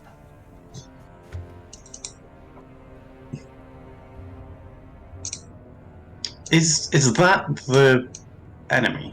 Yeah. Were they not on the map yet? Oh, okay. Oh yeah. It blends in doesn't a lot. actually look like that. Honestly, all the devil stuff kind of melds together. Wow, you fucking Uh, fiendist. Sorry? All fiends don't look alike, you know. That's a bit fiendish of you. No, I meant like the hell stuff that was playing with the map kind of makes it a bit difficult to see the tokens. Yeah, I know. Cool. I'm waiting for a roll that has not come through yet. Mine didn't come through, sorry. Oh, I got my yeah. 9 and not. I got an 8. Let me just roll again and pop the 8 in. Thank you. Oh, hang on, my roll didn't work too. I rolled a 50. No, you didn't. 8, Danny, there I we know go. you want to kill your friends. I can feel it, like PvP at the top. He of doesn't. He doesn't want to, but he's more than happy to. Mommy's making me do it, guys. Oh god. It worked. Oh, don't. You guys, honestly, there are bits in it later on. So, Gregorius, you watch as he goes pointing, deliver that pointy thing of your weapon into the feathery friend over there. Just out of And curiosity, you watch how long does as- Dominate Person last? It's a minute, isn't it? Dominate person.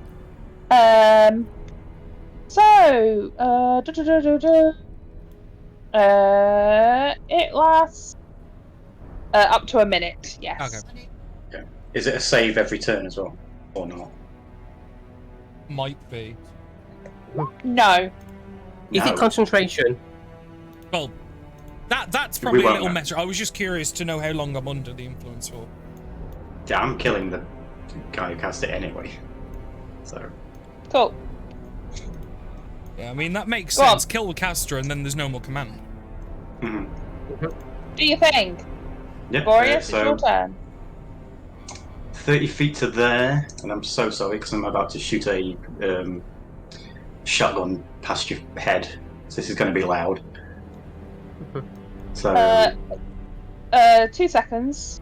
Oh, How far is your range on your weapon? 15 for the shotgun. Longest range. Can I 60. just- Does Danny's bullshit trigger? Well, I was told to attack the feathered guy. Feathered friend. Okay. I did. I literally just went to say, but then I was like, well, no, I was told to attack you, not him. Would you say that someone else would be in your attack's range, potentially? I have the gunner feat, so I am in Nullify all the close combat. disadvantage. Yeah, Yeah. and reloads. Cool. I don't Make have a to wisdom reload. saving throw for me. Oh, piss. That I'm not good at. 20. Okay, cool. Proceed. Proceed, Cool. proceed. Shotgun. Blam. 17. Also, you're on Ramoon. Ramoon? Immune. Oh, cool. Fucking hell. 17. Just so you know, you're immune. Oh, it's a That plus doesn't 3. hit. So it's a 20. Because the Doesn't hit. pluses haven't been added. Okay. Doesn't hit. And Second attack? 20 misses. Yeah. Does a 34 hit? Yeah, 34 hits. Nice. Plus 3 on damage as well. So 22. 22 points of damage. Cool.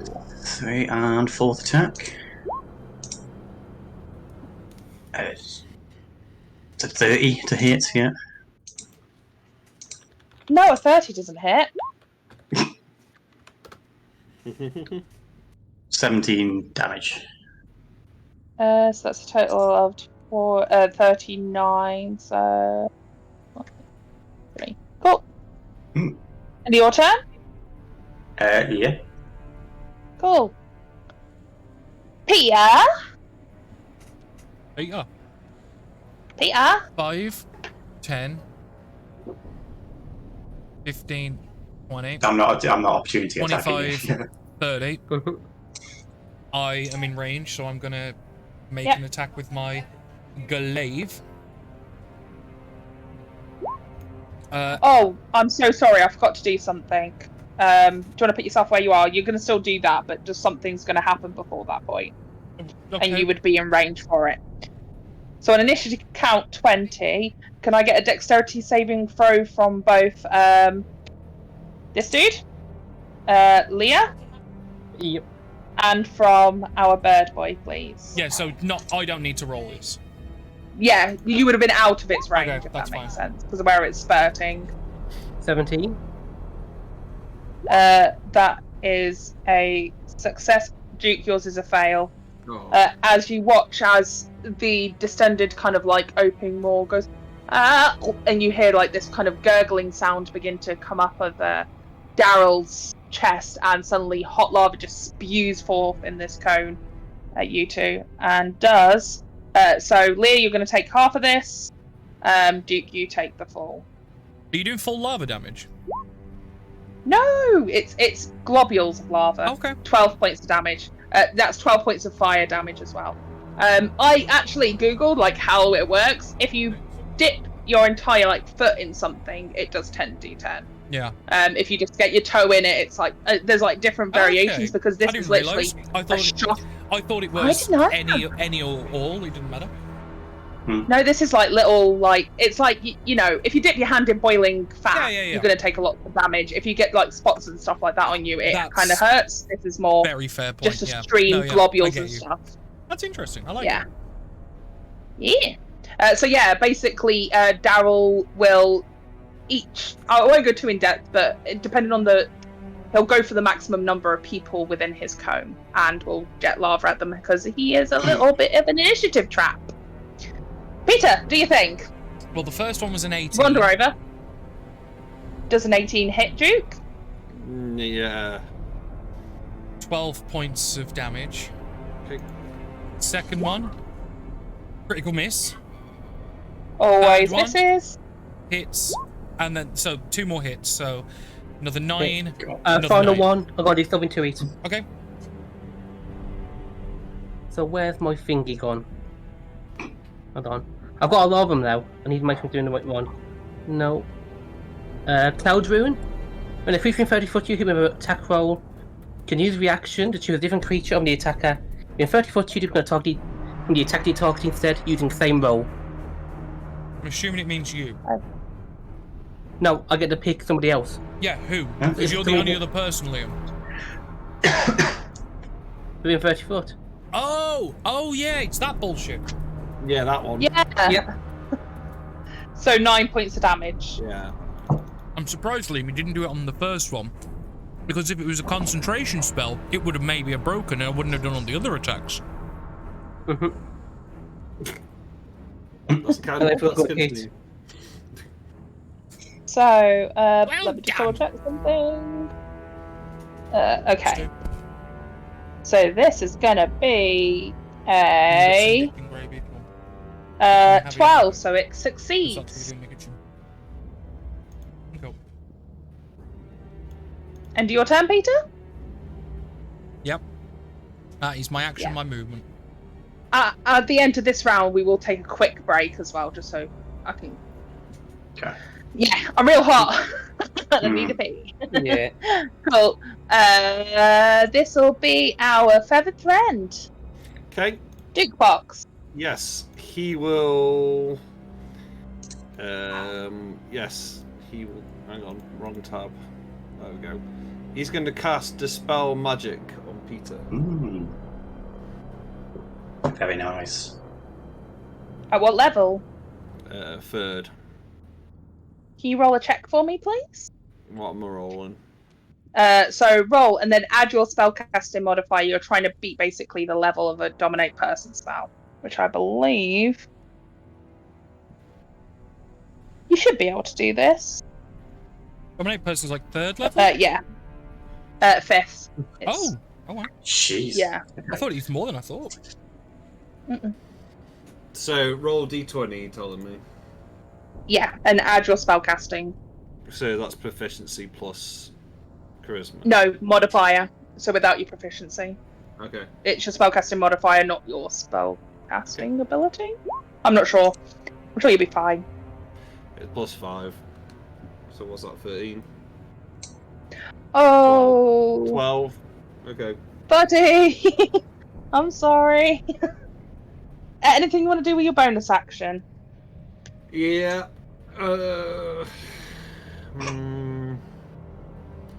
He's going to get his rapier and he's going to stab Peter because he don't know what to do. Can you do that as a bonus action if you've used a Yes, spell? I for your can. action? Nice. I do the thing. It's part of the Valor thing. But you don't even need to use your action to do it. No, hang on. I'll read it out. Battle magic. When you use your action to cast a bard spell, you can make one weapon action as a bonus action. Ooh, Cool. nice. Go on, stab him. Mm-hmm. I think a 27. That hits. Yeah. Deal damage. Wait, you're hitting me, aren't you, Ben? Yeah. Disadvantage. Yeah. Oh, because the cloak of displacement. Yeah. Okay. We'll still keep that damage just in case. Yeah, so I'll go roll again. Yeah, just roll to hit again. I'll take the Until I'm lower of the hit, yeah, that's a miss. I have cloak displacement gives disadvantage. Cool. End of your turn? Yeah, you will be starting to say something like "little help" in someone else's panicked voice. Cool. I've had dominate person cast on me Sparrow by the fiend that is at the top of the map, the green blobby looking thing. So I'm currently under the order of it to attack the Kenku, which is why I'm attacking Ben. And all the fighters just let him wander past for reasons. Lear? My turn. I'm gonna go waboom, waboom to there. Cool. Then I'm gonna use my bonus action to become large, please. Oh God. Largely. Okay, we need to veto. We need to veto Liam playing Rune Knight anymore. I'm just saying. It's all it is he's just doing what he did with Druids, where he'll play it like 3 or 4 times in a row, and then he'll go on to something else. No, I will never go level 20 because level 20 does look really fun with this. Yeah. Okay, cool. If I turn up to level, Beeping. I will never go. I'm going to smack the big boy with my special hammer. So first attack, 22. That hits. That's 19 damage. Is your token changed as well? When did that happen? Yeah, AI. Oh, you made it in game. Okay. Yeah. We shamed him. Yeah, 21 hits. That's 20 bludgeoning damage. Okie dokie. Yeah, That's 21 again. Yeah, So that yeah, just hits. 19 bludgeoning damage. And final attack, a 32. Yeah, a 32 definitely hits. Then I'm going to add my D10 extra damage for being my big boy here as well. So 8 plus 17, 25. 25 damage. Ooh, nicely And, done. And for that one, I'm gonna leave berries. That's me done. Cool. Next is its turn. Ooh. Do you make a constitution saving throw during those then, or? I didn't, so that's 4, isn't it? Yep. Each of these were with a +9. 15, so how much was the first damage? The first damage was 19. So that's Yeah, that's a pass. Pass. Pass.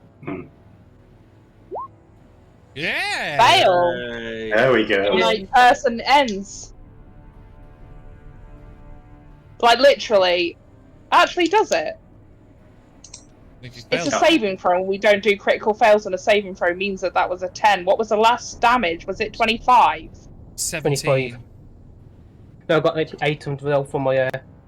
Yeah, so 25 reduced down to half is 12. It definitely fails. Just wanted to check, because technically that should have been a. If it was, his auto bottom is a 10, even if he rolls a natural 1. Yeah, so the only Do you know what I way mean? you can fail it is by doing the 20 or more damage to increase the DC. Yeah, beyond what he's going to get. It's his turn, though. Oh, perfect. Oh, that's no fun. How about you be my pet now? And he's going to dominate person to the big dude in front of him. Wisdom saving throw, please. 21. Fuck! That's a success. Okay. Okay. Ooh. Okay. He's not going to move away. He's not going to do anything. He's just going to stand where he is and kind of look a little bit grumpily. We are going to take a quick break here, with it being the end of the combat, before we lock back in. Okay. Cool. Yeah, but well done, guys. You managed to kind of get through most of the first encounter.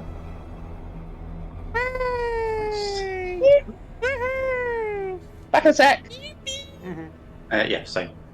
Yeah, so Yeah. As we're taking a break, how is everybody doing?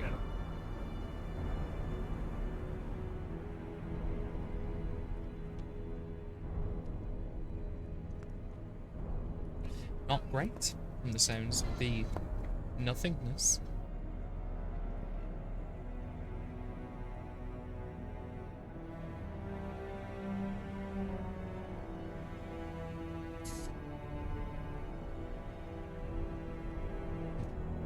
So, Sparrow, well, it's just you, me, and the lurkers. What are you up to today? Is it cleaning? It's almost like you knew what I was going to ask. I see you, but I don't. But, well, maybe I do. No, I don't. Or do I?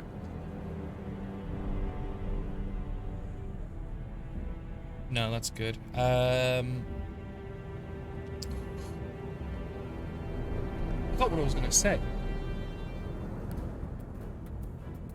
Word. Oh yeah, I'm going out again on tomorrow, yes. Me and Liam are going to Alton Towers. If you don't know, it's a theme park, but yeah. I'm just hoping the weather cools down, because I'll be honest, I will be fucking honest, if it's too hot, I might not even go. Because I do, Fair, yeah. I struggle really bad in weather. Do you know what I mean? Like literally yesterday when we were getting the AC unit in, I went out into the back garden, picked up 2 breeze blocks, and walked back. That was it. just to put just to put underneath the aircon so it's higher up, so the pipe could reach the window. I was literally like, my forehead and hair was dripping wet. Dripping. And I'd get a Yesterday baby was wipe, mad. I'd wipe around my neck, forehead, around the sides of my face. About 30 seconds later, it was dripping again. That bad. Not because I'm unfit, but because it was just that damn hot. No, yesterday I was doing the whole just wetting my hair, and it's the main reason I've kept the long hair.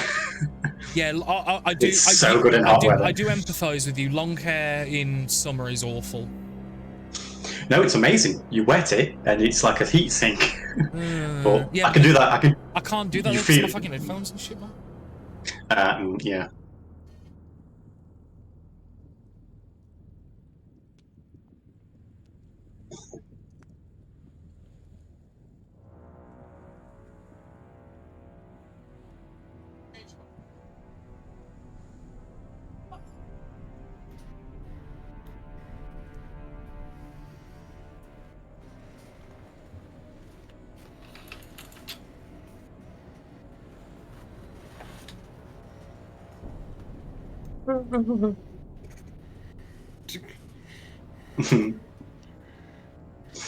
So how's everyone feeling about this combat so far, huh?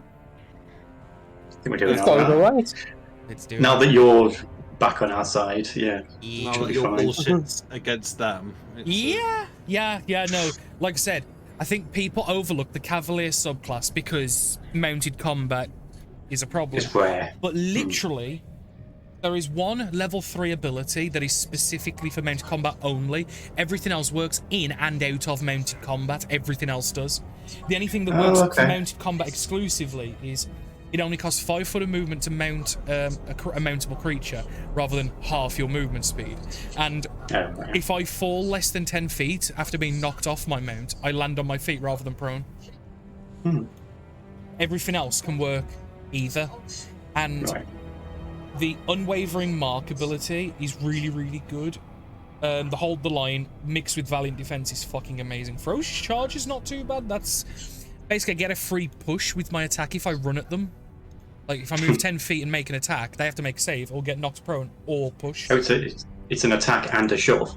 Well, it's built in. It's a bonus feature to my attack if I move 10 foot while attacking. Cool. So it's designed for like hit and run combat, but also I have warding maneuver, which is good. So if I or any friendly creature that I deem within 5 feet of me gets attacked, I can use my reaction if I have a melee weapon or a shield to add D8 to your AC. Oh, okay. D8. And that's level 7.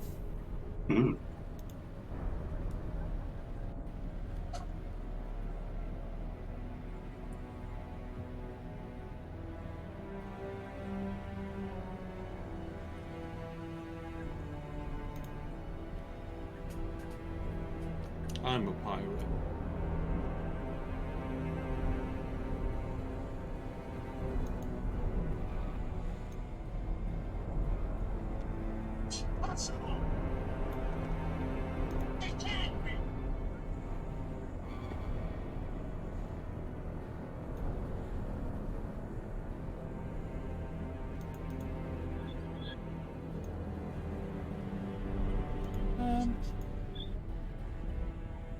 No, it's fine, Sparrow. I didn't. Do you do art then?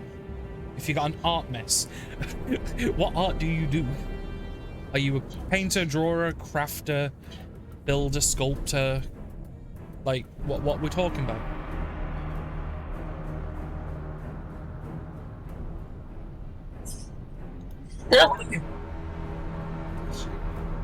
Thank you.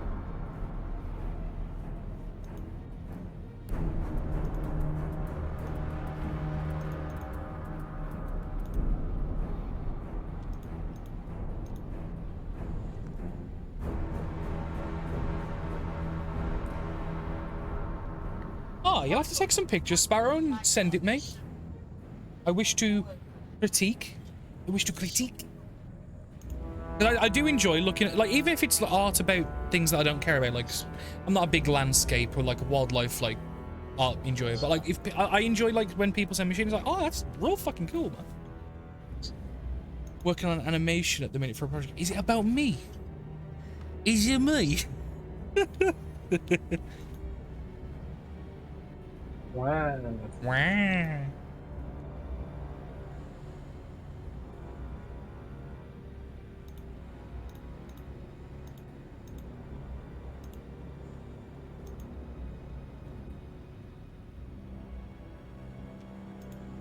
Do do do do do do do do do.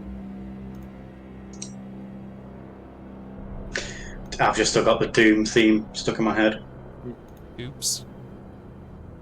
You know what? I remember when I first talked about doing an art illustration of you. Maybe I can test that out. Oh, God. God, could you imagine if you actually used me as a homework assignment? Draw him like one of your Miss French Sparrow, girls. what have you done for your assignment? Well, I've done this random fucking bloke from England on Twitch. Like, I just thought he was real fucking cool to do it about. If it's animation and you need a voice actor, you've been dabbling in voice acting, haven't you? Yeah, I mean, I think though for animation course they don't care about the sound. I think it's just the animation quality. But you know. Well, yeah. Yeah, I've just done this jolly lad from the UK. Yeah. Yeah. That would be fucking weird, man. Hmm.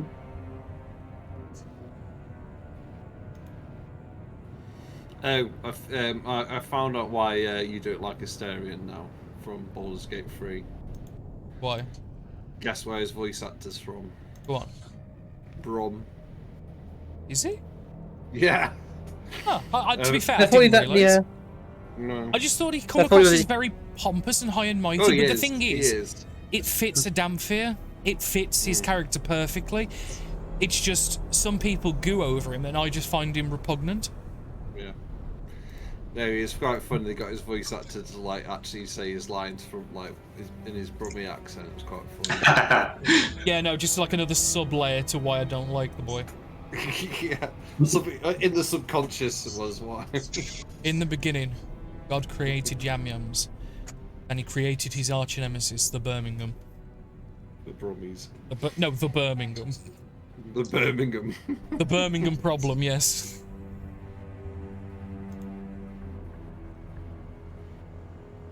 Is it the grey-haired guy? Yeah. Like, don't get me wrong, he's a very pretty... He's a twink, you know? Like, very twinky.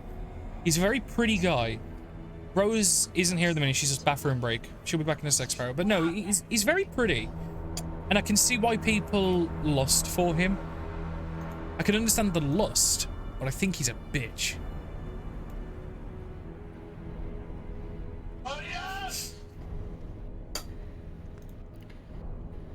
Wait.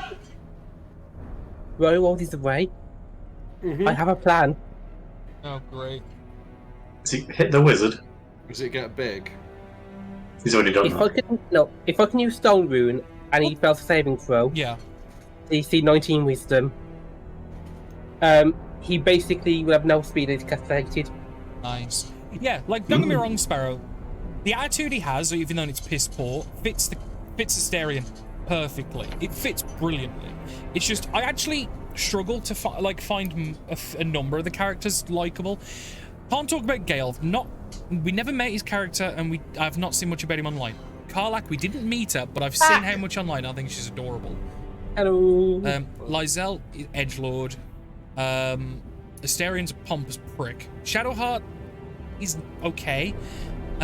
Will's not bad. I don't mind Will. And I think they're all the origin characters. The rest are NPCs. So far, I think you get a few more like players you can get. Welcome back, Fewer Rose. party members, but- Sparrow wants to know more about the elf, and then we must continue combat. Which elf? There was a few. The elf earlier, the one that she keeps asking about ever since we didn't ask about.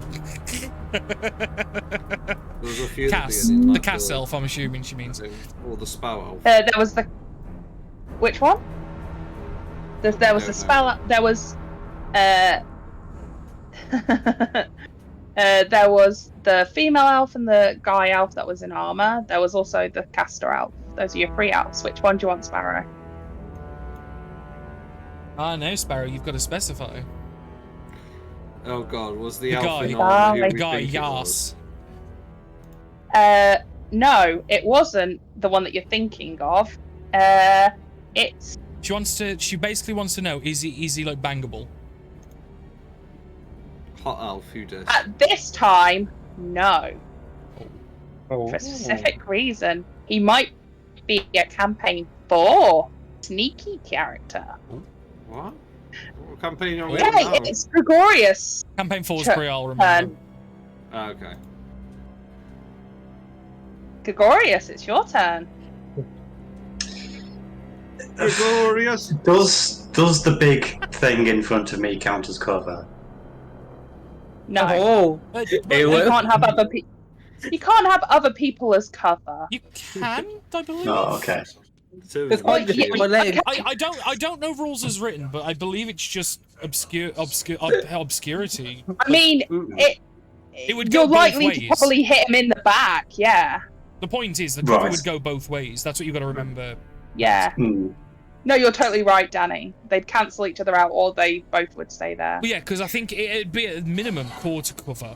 Because even though if Liam had been moving away, he's so big, he's Yeah. fucking in the way. big, Well, beefy. I'll do what I was planning anyway because it's funny. So Oh no.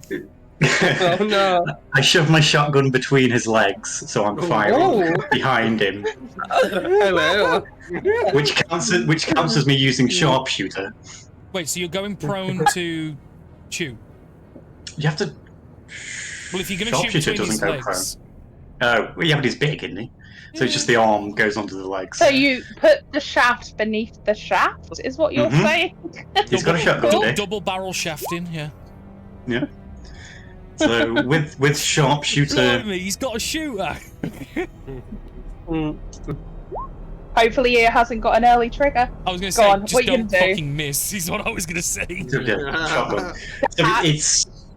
So it's a hit. +3 blunderbuss, but it's a -5 for sharp. Oh, you're doing that. That doesn't hit, I'm afraid. Oh. Shit. Second shot. A Still 19 sharp. does not hit. That'll hit, I think. Cool. So 28 plus 3 equals 31. Deduct 5 is 26. Yeah, 26 hits. Yeah. We'll just put -2 on whatever you roll, because I know you got a +3, but it Yeah, wasn't yeah. allowed to hit. Deal your damage. That's a +3 +10. So 17, 27. Okay. Next attack. Don't hit. Shit. What's that? If you're That's 2 sharpshootering. shots. Yeah.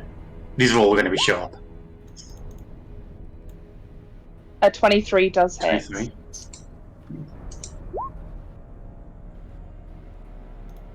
25 damage. He's still up, and that was your 4th attack, I believe. I counted 3, but 1, 2. Look up. Oh, yeah. You just missed 2. Okay. Is that the end of your turn? Have I got any bonus actions? Second I one. could, I could second win, but I'm not. Yeah, I'm done. Cool. Peter? Right. Just as a question, you know the stairs where they're at? Yeah. Is this here like a balcony that you can see down into the main lobby with? Yes. How They're about high? 10 feet up. So I could reach with my glaive if I was stood on these steps here. 'Cause I got 10 foot reach. They're a little bit lower, but you got 10-foot reach, so hippie toes. It might have a little bit of cover on it, if that makes sense, because of the That's angle you're going to have fair, to thrust That's up. fair. Yeah.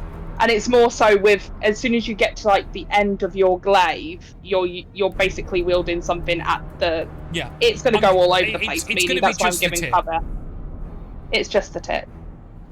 And you're also going to be going into his undercarriage. So let's see if you can. Okay. Yeah. So I'm Guide going to your move up to I'm going to move up to there then, using the steps for a bit of leverage, and I'm just going to do like 4 thrust attacks. So the first attack, 23. How much is half cover? Is that +3 or plus? I believe 2? total is +5. I don't know what the other two are. I don't know. I know total is +5. I know that much. I don't know what the other two are. Give me a second. Yeah. Okay, go. Half cover is That +2. +2 hits. Yep, that hits. 9 Just hit. points of damage with the glaive. Still up. Well, I've got 3 more attacks. Yeah, go on. You're gonna work. I didn't mean to click that, but we'll take it. So that's a 28. Yeah, that definitely hits. Another 11. How does he meet his demise? Well, if you look at the glaive that LeFaux has, it's kind of got like a large bill hook on it at the same time. More like flavor than actual mechanic. But as I kind of just reach up and I just over 2 hands over the head stab in, I kind of with that bill hook like catch like a hardened piece of carapace armor, whatever he has, and I use it to pull him over the banister and into the lava that's next to me. Nice. Oh, yeah, so you see, and you just see the body, because you'd killed him, is bleeding out, but it seems to be some resistance, like he's sinking into the lava, but it doesn't seem to be hurting him. Doesn't seem to be doing anything to him as he kind of like begins to sink out of view. He's gone. The room falls quiet, except for the whole, hello? I forgot, he should have technically shot more fire, but I believe... Where were you when you were over there? I was... Were you over here somewhere? Here. Do you want to just do dexterity saving throws, because it should have happened at 20, but I missed. Yep. And the same for Jukebox, please. As Daryl spews again. That's a success. 15. That's a fail. Indomitable if you want to. You are the chosen one. Nah, no. I only get 3 free per long rest. You want, yeah. I'd rather tank this because it's not that much. 19 points of fire damage. 9. 9 for you, yeah. So as the chamber falls quiet, except for Daryl's, hello? I immediately go over to Jukebox and I pull out... No, he's running away from Daryl the Barrel. He's going to be up these stairs here. Okay, well, I'm still going to go to you regardless of where you is. And I'm going to give you a potion of healing. Immediately like, hand it to you and just be like, I apologize for what happened. I was under the influence of that thing. He nods, he does this, thank you, stranger. It's not much, but we'll make it up to you with drinks later, but I think we need to move for now. Can't afford to dilly-dally for too much. As you guys, help each other out, apologise and stuff like that, I imagine that you're still on the move and you continue up the stairs and you realise that you're entering into a bit of a staircase that seems to purl upwards, continuing on to a different location, up and up and up. Yeah, do you do anything whilst you're down here? Well, I think let me ask before I move you on. In terms of setting the charges, I think it's better to do top down, because if we do the bottom one and then go up, someone could walk in the front door and fuck with it. Fine. Cool. So I wanted. Are they timed as well? I assume that's what you was getting at, Rose. But no, I wanted to do the top one down because there's less potential that someone could go when at you the top of the tower one, and fuck it. Do you know what I mean? We fight our way up, set the timer, and then on the way down we put the other ones in. Yeah. With 10 minutes and then 10 minutes. Yes, 10 exactly. Minutes. Yeah. You would have been shown how to do it. So you would have gone one set timer. You then have 10 minutes. But as you hit at the end of the 10 minutes, the first one's going to go off, and then when that one goes off, it sets the next one off, and it's like a chain reaction almost. Yeah. So you have 10 minutes to place all 3, if that makes sense. To place the other 2.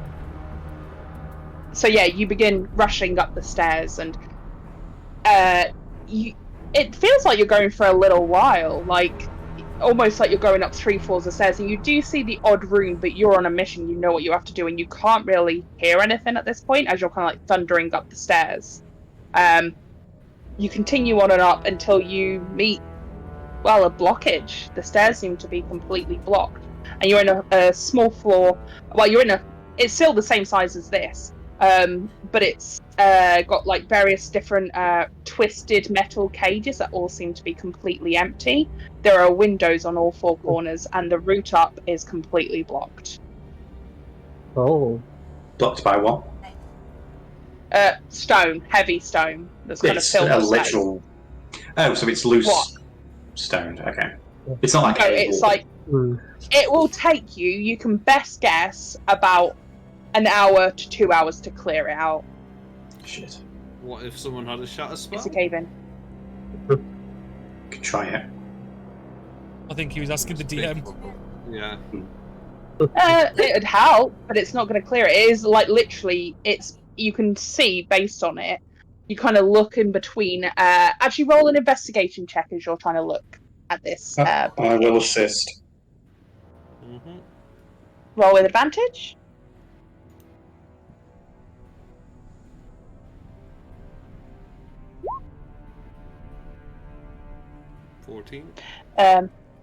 A shatter spell might support it a little bit, but maybe reduce it down by 30 minutes. So you're looking at 30 minutes to an hour and 30 to clear it out.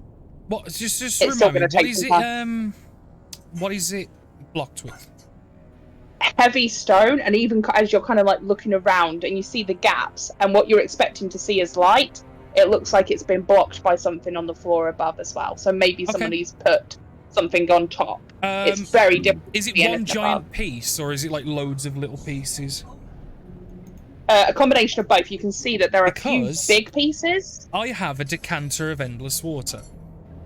If I make it go in a geyser, anything that weighs less than 200 pounds can be shoved up to 15 foot away, and this is continuous.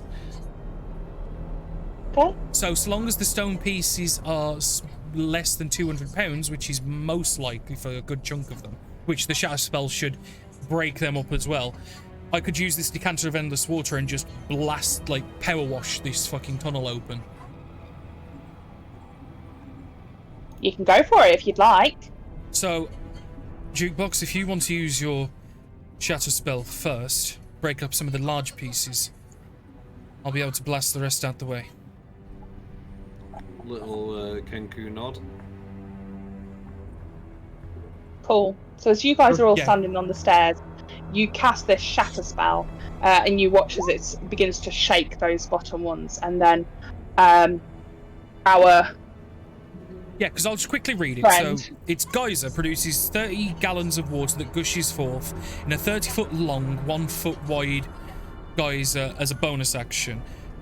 There's a thing for if it hits a creature, it can take damage stuff. Instead of a creature, you can target an object that isn't being worn or carried and that weighs no more than 200 pounds. The object is either knocked over or pushed up to 15 foot away from you, but I can do it every turn. So basically, I can keep maintaining it. So every 6 seconds, every turn, another 30 gallons, another 30 gallons, and it can keep getting pushed and knock things out of the way to the point we've got a walk space, or even at least something to squeeze through. Yeah, climb through. Yeah, it was one of them items that I thought could be kind of useful, and it turns out it is. It's a random fucking pick. Can I ask for everybody to roll dexterity saving throws, please? Oh, bollocks. That's fair. I've made slip and slide on the stair. What was the health potion you gave me? Just a standard. Okay. Yeah, no, I know I'd hurt you more than what a standard health potion can do, but you know, I think that's adequate for now because I had a few of them. I think I bought 5. No, I bought 6, so now I'm down to 5 because I bought 6 potions, 4 greaters, 1 superior. So yeah, as you begin to use, like you say, a jet wash essentially on this, you watch as the shatter cell begins to move stuff, and you begin to point it. And Duke, you notice this first because of your location, and you begin to move out, but you can see that the rocks begin to fall, and it just doesn't end until you suddenly just see darkness, a flat, dark surface made like metal just on top of where this blockage was. Like somebody's almost shut the door basically on top of this area. It's like this has been blocked for a reason, almost. Okay, So- so yeah, it's just the door Yes. now. So as we move the rocks, there's a door sliding down.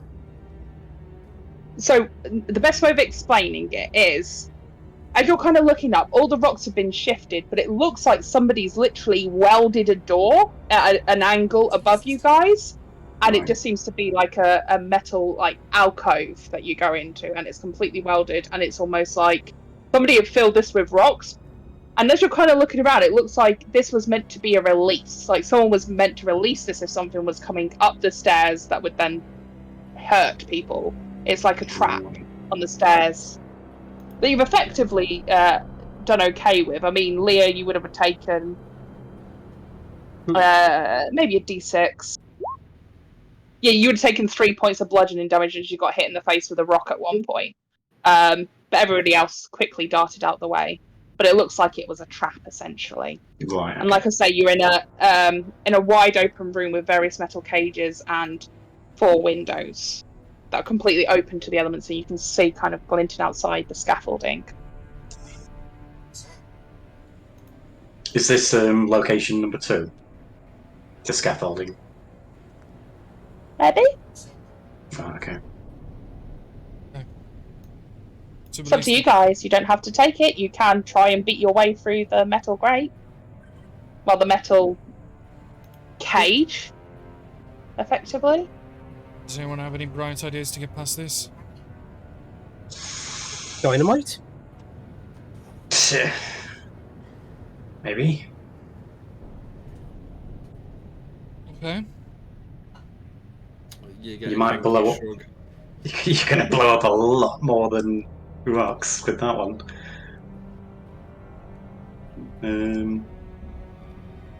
But yeah, we need to get up. Unless we peer through the window, and how far does the scaffolding go up to another window? Oh, you can see that there's another window maybe 60 or so feet above you guys, and there's scaffolding in place. Looks like this might be used by people to traverse the tower. Hmm. You can get through the trap, though. Totally fine. Right. Oh, we can get through. Yeah, because Yeah. You just need Okay. to get through it. You just need to blast it open, basically. yeah, and on the way down, we need the quickest route other than climbing on the outside. Yes. Yeah. So if we can squeeze through. Cool. So, blast that dynamite for me. Are you putting all 3 sticks, or how are you doing it? The Kenku's running out of the way. Yeah. How about we use a dexterity check? Above a 15, this is going to go right. Below a 15, there's going to be complications. If it's Yeah, any less than I'm leaving. 10, Yeah. any less than 10, you're going to get hurt. Kenku and me. Yeah. Yeah, don't. So Me- if you roll less than before you set the thing off, if you need a secure platform in which to place the dynamite on to prevent it rolling away or anything, I do have an immovable rod you can use as a stabling device. Oh. Okay. Yep, let's do that.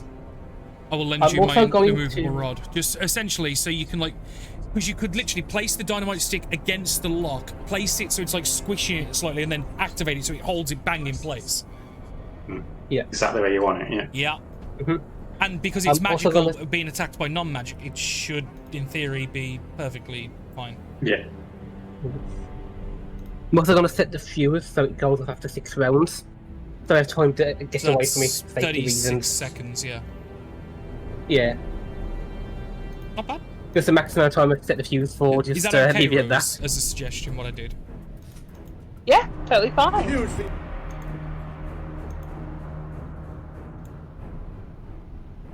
So we set up, relight the fuse, and run away. Yeah.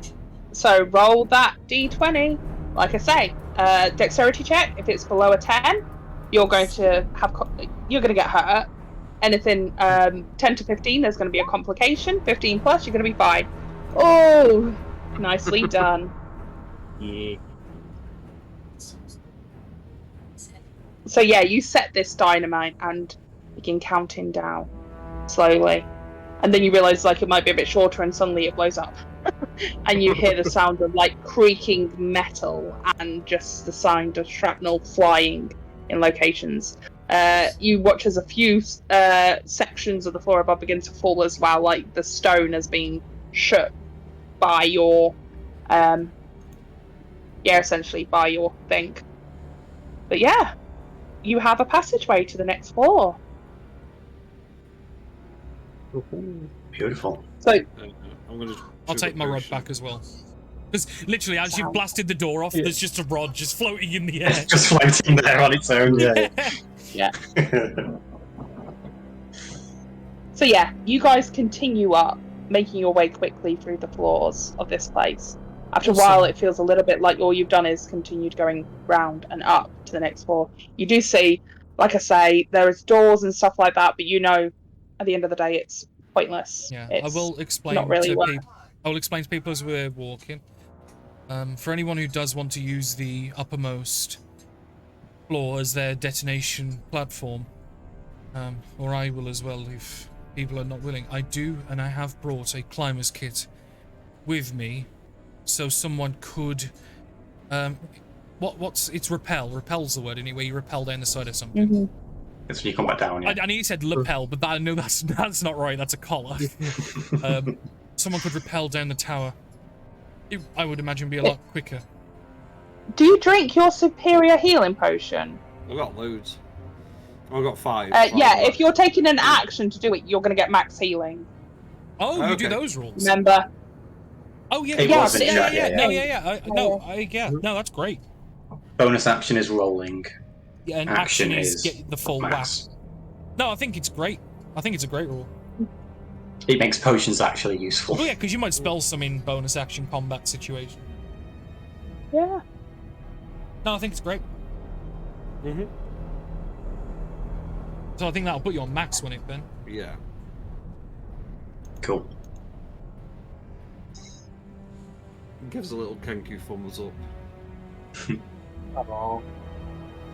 Yeah, you continue on and on and on, thundering footsteps heading up this tower, wrong one. And then slowly you begin to see light again, almost like you've hit an area where there are more windows. And you slow down a little bit as you hear sounds coming from the floor above. You have Infernal, right? You said earlier, Danny? Yes, I picked up Infernal as a language. You hear a conversation between two voices, one deeper set, and another a little bit lighter in tone. They seem to be talking amongst themselves, going, "Did you hear that?" She turns around and goes, "Yeah. I think we have company. Maybe the pitiful ones have decided to come and join us for dinner. Shall we say hello?" You hear this kind of deep booming voice, you all hear it, this laughter coming from the floor above, and goes, "Oh, if you insist." And you hear heavy footsteps begin to move towards you and stop. Just the other, like at the top of these stairs a little bit. If we wait Do you continue on? If we wait them out, they will go. I doubt it. I mean, I think we all figured out that they knew we were coming. Yeah. No, we've got to. Like, Fucking dynamite went off. I'm gonna. Like, Yeah. Where's the door? It's not really a door. It's more that the stairs kind of are stopped, but you being you can basically I just want to pull yourself up. Yeah, I just want to put myself there. Yeah. It's here. Essentially. Yeah, I forgot to add stairs on some of my maps, okay? Hey, like I was a bit busy. No stairwagger. So yeah, the demon the devil definitely heard voices. They didn't hear us. They definitely didn't hit dynamite 2 floors down. Oh, wait, why am I at the front? And gunshots. Oh, sorry. have I added them to there's someone inside me.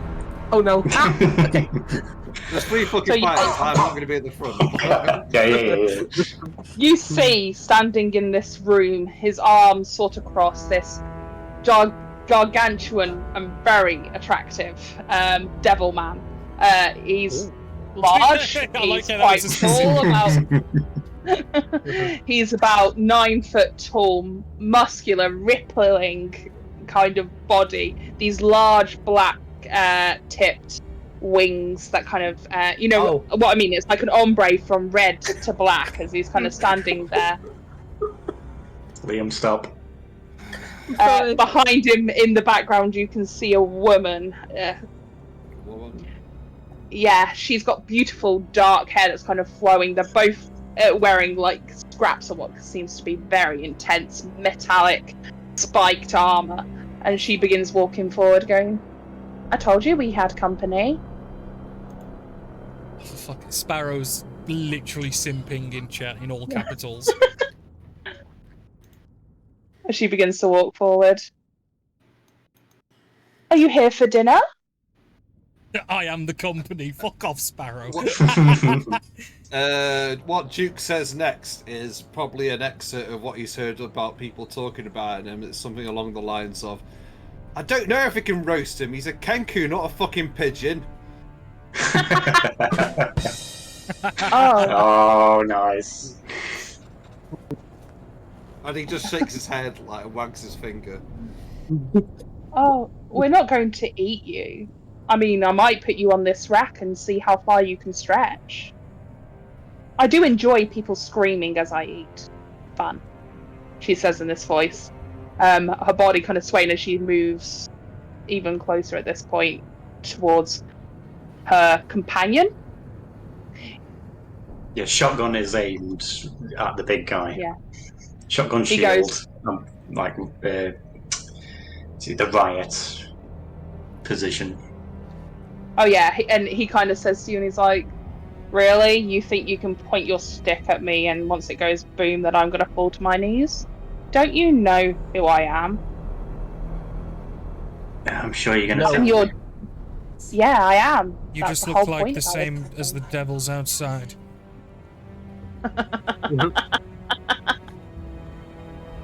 Oh, pitiful.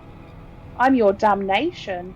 And when I send you to the other side, I hope you get dragged down to hell so I can start all over again. You sound like the embodiment of ego.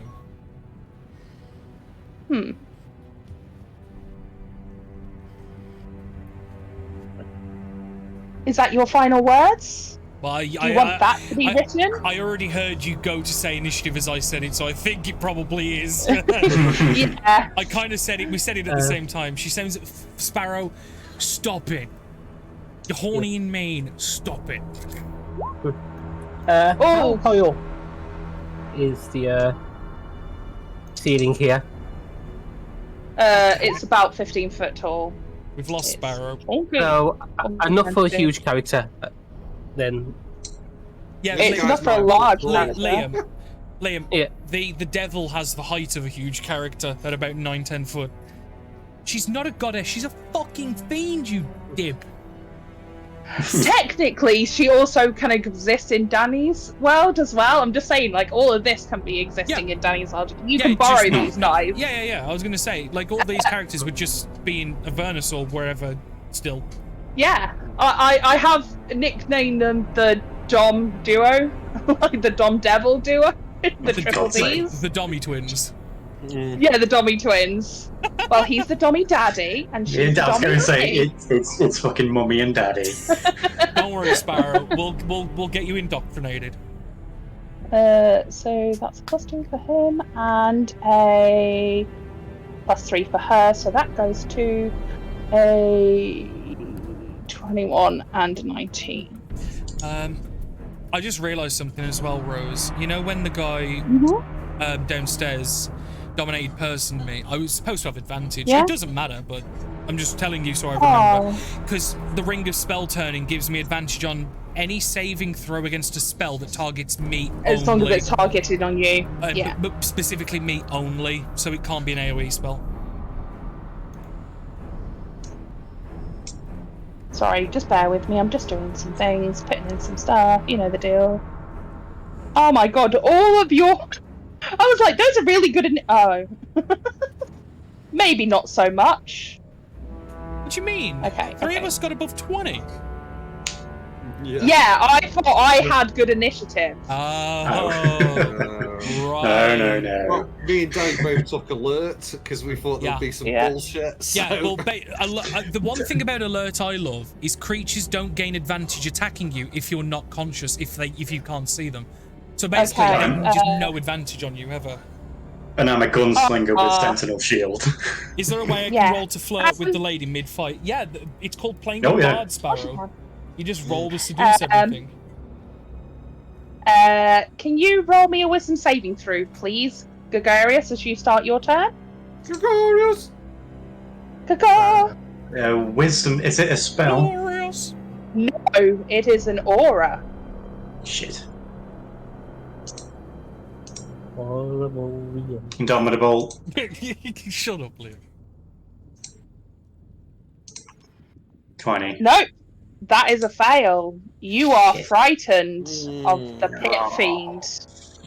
Right.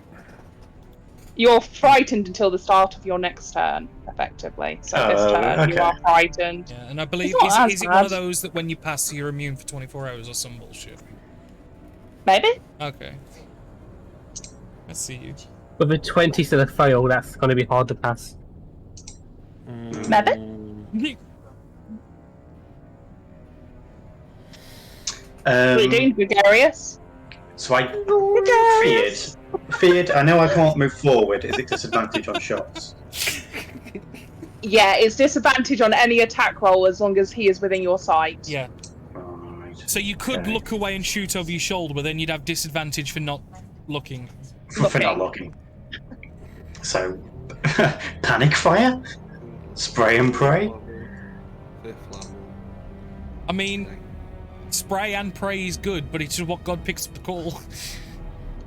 It's 27. Me, 24. It's plus 3 as well. That hits. Sweet. Shit. 7. 7 points of damage? Yep. Oh, 10 points of damage, sorry. Everything's plus 3. So... Cool.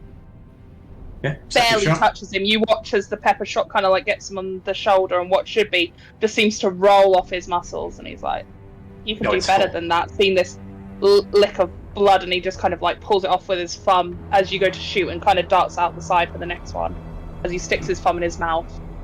Come on. You can do better than that, can't you?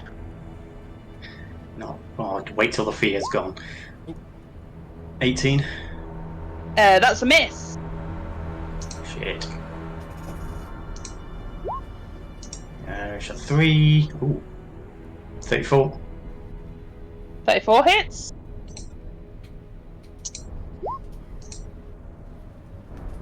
$15 points damage. Yeah. Barely touches him. It's like you can see little bits of blood, but it's like rolling off his muscles. I believe that was 3 shots, so 1 more.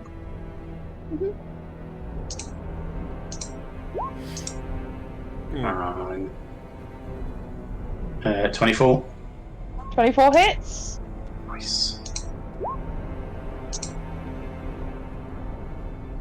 Or 17 points of damage. 17, yeah.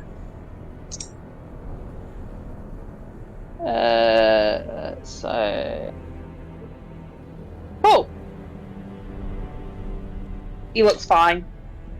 There's a couple of like trickles of blood. I can't move forwards, but I will get out of the way of anyone if they want to walk past me. Cool. And your turn? Yep. Peter. Yeah. Can you roll a wisdom saving throw for me, please? I'm gonna indomie. Second indomitable. Fail. 20 a fail. I've got 20 is a fail. I think I got a 20. Did you? Mm-hmm. I thought you rolled like a 16 or some shit. Nope. No, I got a 20 as well. Fuck. I have a plan. Well, we'll hear about your plan in a minute. What you doing, Peter? It's alright, I'm so used to Liam saying I've got a plan now where I'm like, Yeah. this is going to go bad. Well, I'm just Peter? gonna hold. All I can really do is I'm gonna hold my action, my attack action, to attack either of them that get into my attack range. As I kind of just like, my ackles are up and it's just like glaive out front, hold the line type. Excellent. Duke. Okay, he pulls out his harp.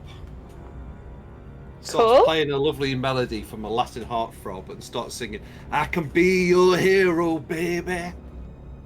I can kiss away the pain. Oh yeah. And he high fives all three of the fighters and casts heroism at 5th level. Oh. And casts heroism on everybody. And that makes us unscared, doesn't it? Immune to frightened condition. Oh. As long as heroism is up. As soon as heroism maintain drops. concentration. Ugh. Yeah. Cool. So you guys all feel as he's hanging, I could be your hero, baby. And you just feel it like the heart warmth kind of like suffuse as you guys all kind of Oh, we go. got 5 baby 3, nice. Yay. Cool.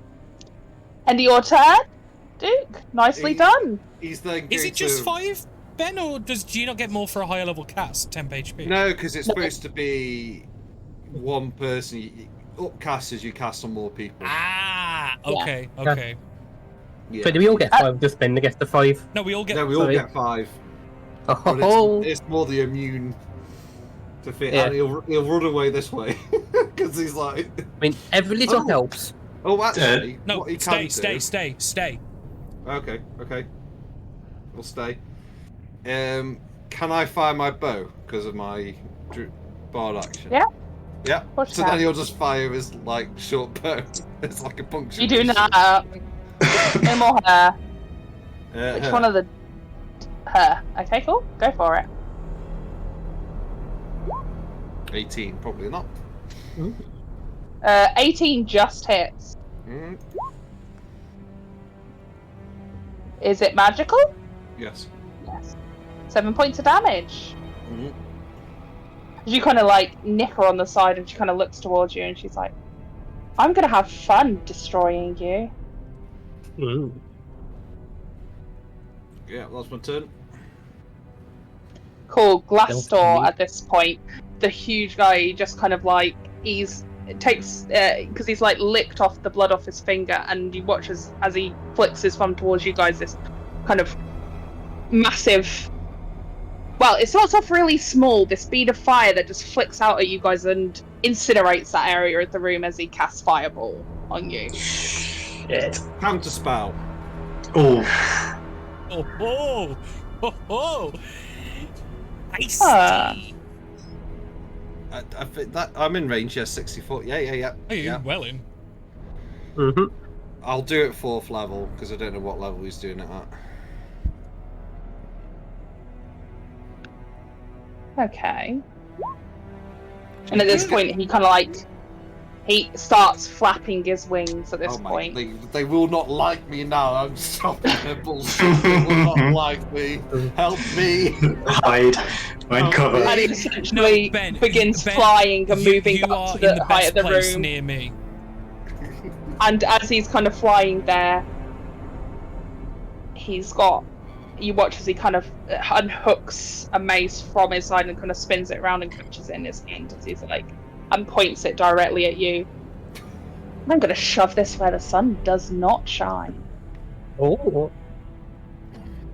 And he kind of waggles his eyebrows a little bit. Jokes on him. The Kenku does like ass. You know where like people do headstands and like that the sunlight like tans their asshole. So the sun does shine there. So you can't do it. Cool. It is now Noam's turn. Naomi's? No. Naomi's? There we go. You Naomi's named turn. him, Rose. Naomi. I did. Yeah, Naomi. So at this point, she is going to move in, seeing where he's pointed, and she's second she enters my 10-foot reach, I get my attack of opportunity. Yeah, but she's literally flying overhead No, at this but point. it'll so she also is reduce the speed to 0 if I hit is the big point. This is why I wanted to specify, because it can reduce the speed to 0. How high It's is got the built-in roof? Sentinel. 20. No, but to get into range with Jukebox, Oh, she has 15, to 20. enter. She has to enter my sphere of influence. Got it. Yeah, No, she yeah. doesn't. Oh, she got reach bigger than mine. No, she will, but she can literally get round you because as you go to swing, she has a. If she lands there, she's still within. Yeah, she's still within. Oh, yeah. I'd still get my attack. She will but yeah, do. Yeah. I get Seeing my- you okay. kind of Okay. getting ready to hit, she is going to at this point like enter into your range. Yeah, as she okay, kind of I get what like you mean lands now. there. Yeah, because she can fly, so she's going to fly Yeah. overhead and like zoom down. I'm- But as soon as she gets there, Yeah, so I'm Yeah. going to use my Vigilant Defense to make an attack. go for it. I'm going to pop my Great Weapon Master because why not? We'll see. 21? So with a minus, yeah, that hits. 21 points of glaive cleaving? Cool. Wait, hang on. I'm gonna use Savage Attacker to re-roll that D10.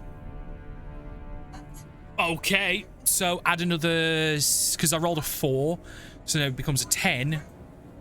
So that's... Can you do that, or is it just one dice, or do you have to roll a certain level? Okay. Well, So another it's 6 off. all my weapon damage, but I only have a D10, so it's the one.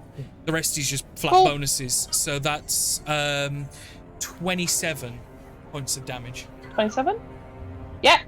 It Speed hurts her, becomes and at this 0, point, but that doesn't matter. yeah, because she's almost like lands, and she does land a little bit unstably. Once I've killed your friend, I'm gonna kill you. And then I'm gonna kill him, and then I'm gonna kill him.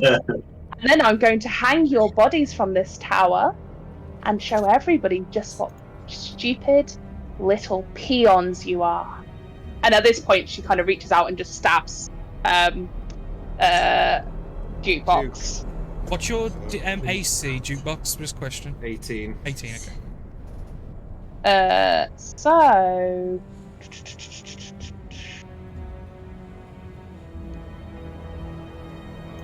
that is a 20 to hit. I'm going to use my warding maneuver as my Okay. normal reaction. I can... If a creature I can see within 5 feet of me is hit by an attack, as a reaction, I can add 1d8 to their AC. As long as they have a melee weapon or a shield, which I have my glaive. So Does that take your reaction? Because you've already used your reaction No, this it turn. was a special reaction as part of Vigilant Defense. This is my normal reaction. Fucking level Is that 20 as well. right? Yeah, that Vigilant Christ. Defense is a level 18 feature. I can You should use see- a reaction against every individual creature as a... Bloody hell! You should see the cool. fucking Well, list of spells I've got for level 20. Basically, It's ridiculous. that Vigilant Defense is like the tunneling, the tunnel, like, master fighting style where Yeah. I can... But yeah, so your AC becomes 21. For that attack. No, it's not for The entire- It's not like shield where it's the Cool. entire turn. It's that attack. Yeah, okay. Next attack. 19 to hit. And the third and final attack is a 22 to hit. That 22. I'm going to move it onto Big Boy, please. Nice. Okay. Oh, Jesus. Not Fighters, a man. bird Don't boy. fuck with them. We're protecting our boy. It's fine. We're totally noping fine. Rose, who is a nope character in the other campaign. Oh, I cannot wait for the next level. Oh lord. You can laugh Rose, now, but Rose. fucking hell. Rose, we're level 20. There's no more levels after this. No, I mean, what's the floor above you? I know. Okay, so he's immune to that stuff as well, so it's only going to be... so I'll do the damage on you first. Okay. So that is... 5 points of slashing damage, magical, Okay. plus...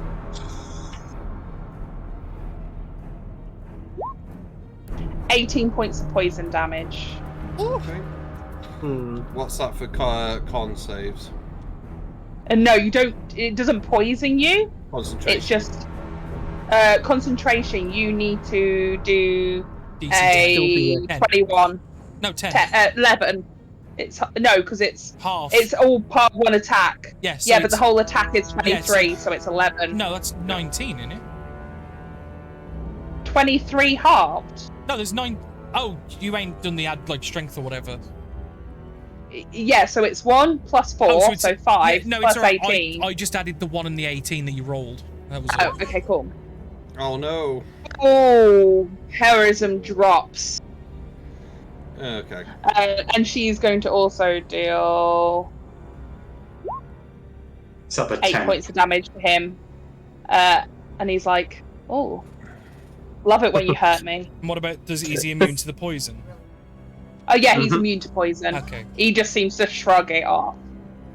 Is that everything on her turn? Yes.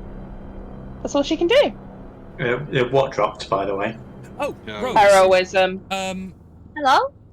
It would have procced before she attacked, but I did hold my action to attack anything that come into my range. Yeah, Danny, you've used your reaction. It's gone. Yeah, you can't use. Yeah. Oh, it's your reaction. It counts as your reaction, doesn't Yeah, it? it Never does. mind. Yeah. No, I It's up to you. You could, you could either. No, it's fine. It's fine. Leave it as it is. I forgot that held actions use your reaction. Yeah. I thought they'd just still use your action. No, I get. Yeah, you're right. Leave it as it is. Leave it as it is. Technically, you don't even have a reaction until it's in your turn in combat, which is I thought was always a weird one, so I don't tend to follow it. Is that right? Like you have to have at least have your turn to gain it. I don't know. Well, Anyway, You get it back. The way, yeah, you get it back on your turn. Yeah.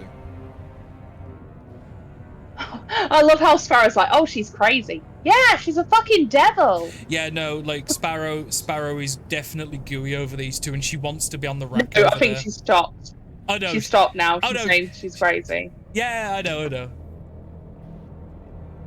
But Cool. she's still up for the pit fiend though. Oh yeah. Next up is Leah. What you doing, Liam? Do we need to do a saving throw first? Yeah, actually, let me double check, because I don't think you have to. She's there. Where are you? No, you're fine. You can't fix them, Sparrow. Hmm. Stop Okay. it. But now that the room is 20 foot tall, I can do some good things. Okay, cool, go for it. I'm gonna go bottom, 10 10 foot. Liam. To there. Oh, thank you. Yep. You was gonna say you were on top of me.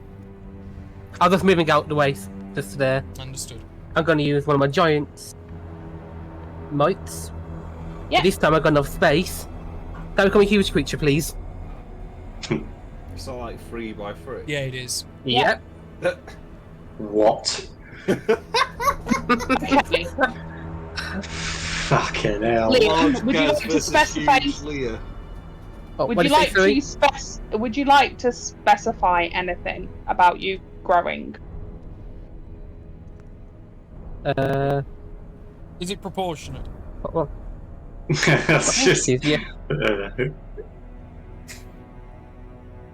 Okay, I mean, I'll if just not, be- can you roll a dexterity saving throw for me, please?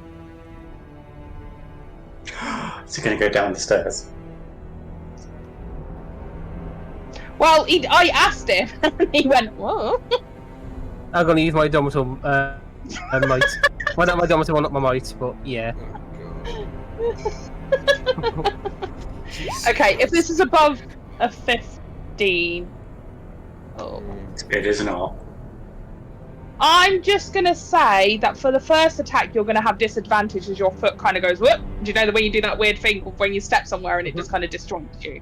So your first attack will have disadvantage. Yeah. Everything else will be fine. So I'm just gonna focus on little one first over here. With my Can you 5 reach? foot. I get extra reach now because I'm huge. Oh, yeah, The yeah. benefit of doing it. Makes sense, yeah.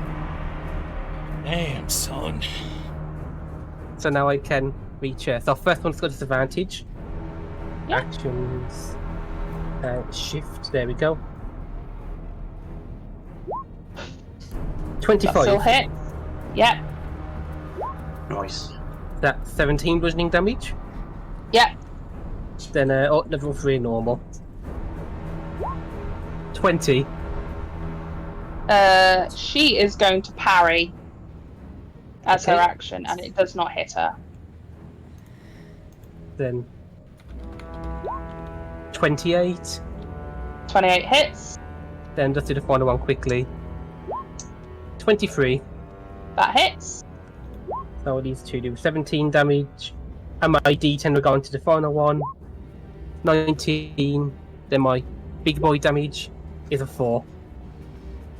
So that's another 40 points of damage. Cool. Yeah. And then with my crusher feat, I'm just going to move her over to here. Can she fit there next to the wheel? Not really. She can fit in the space because it's 5-foot space, so she's almost like pressed up against the wheel. It's gonna be a little bit squashed, yeah. And then that's gonna be me done. She just kind of glares at you now. The fun leaving her eyes as she's kind of like, do you know what happens to devils when they die on this plane? I'm going to never stop hunting you down. No. I think you've forgotten. Your hells is connected with our plane now. Ooh. Yeah? I'm going to keep coming back and back. It doesn't matter. This is technically our home plane, is what I'm getting at now, because it's merged. I don't know how. I have no fucking idea how you're gonna deal with that. Because don't forget, as part of the Krieg, the hells and the material plane become one. I thought it was more like there's a bridge. All that is no. It's up to you how far into the plan they are. But no, the logic was.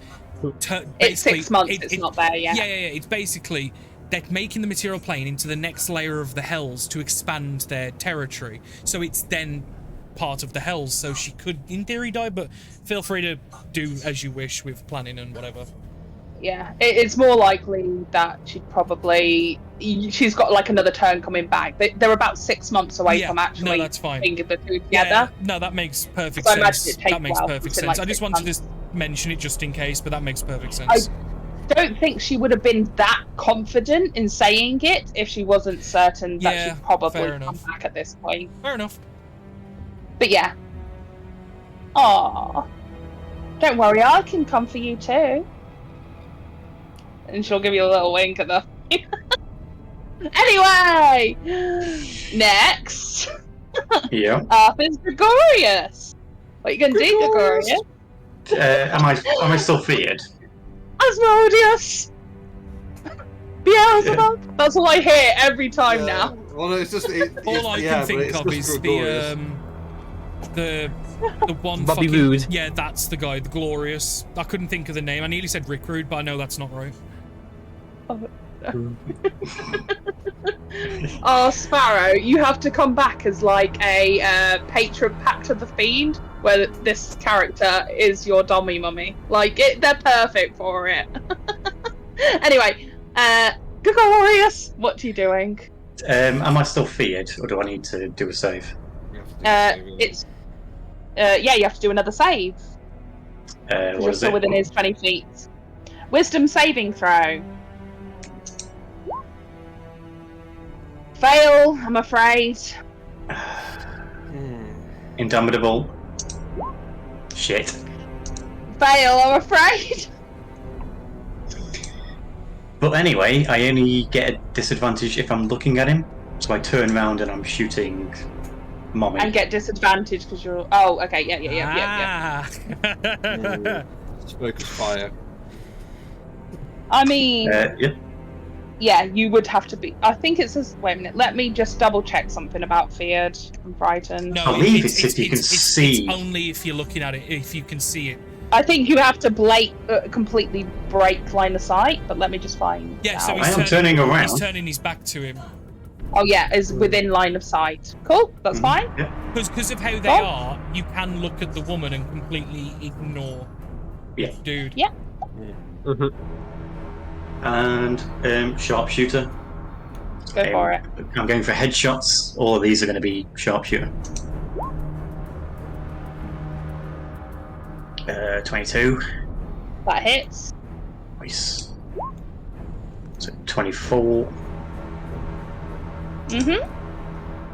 Second shot. 20. 20 hits. Nice. 21 damage. Third shot. So I'm guessing hits. Literally, 3 fighters is disgusting because we all get 4 attacks each. It's fucking Yeah. like action economy is just disgusting. 22.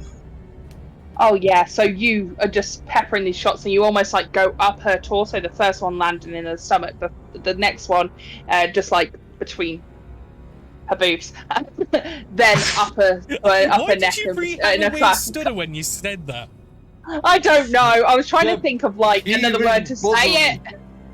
I was like, is there another way of saying this that's not tits? I don't know. You just shot in the and then titties, like just... yeah. The next one's kind of like across and up her neck, and the final one you just get it like right between the eyes, and the back of her head just blasts out as you decimate her. His roar that echoes deeply in this chamber as she falls. Nice. She's dead. Oh yeah. Cool. Oh, I've got ruins one my more. plan. I do have one more shot. No, what I was gonna do was I was gonna grapple her and use my immovable rod to like kind of pin her hands to the wheel. Go right. I mean, dead's better than. Okay. Oh, fuck off. Shit. Sorry, I built these characters. I'm very sorry. No, it's fair. I mean, to be honest now, Danny, I am completely. You can use these. Their names are Glassdoor and no. We can. It's like Naomi. You can Naomi. send them to me later. Yeah. And sharpshooter. I've got one more shot left, so I'll do. I can't remember if I can give myself advantage or not.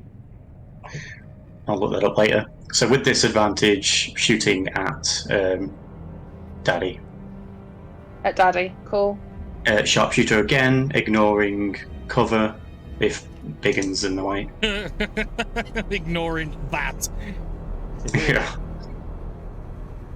So 24. 24 hits. Nice. Oh. So 23 damage.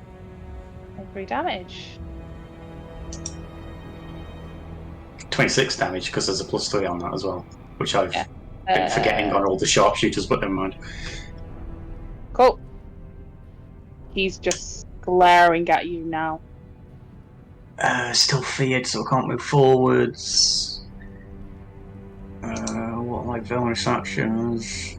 No, I'm done.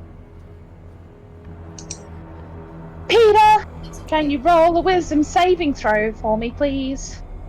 Yeah. Don't know why I'm singing. I'm really hot right now. No. Fail! Okay.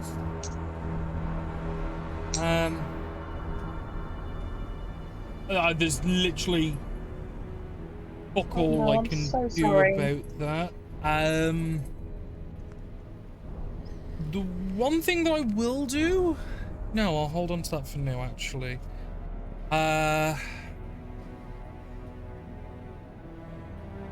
Oh,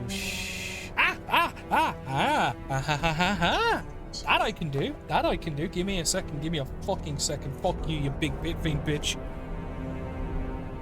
Okay, I'm gonna give you a second. No, I got it. There we go. I was just getting to the page. Right. I'm gonna pull out the dancing sword that I have.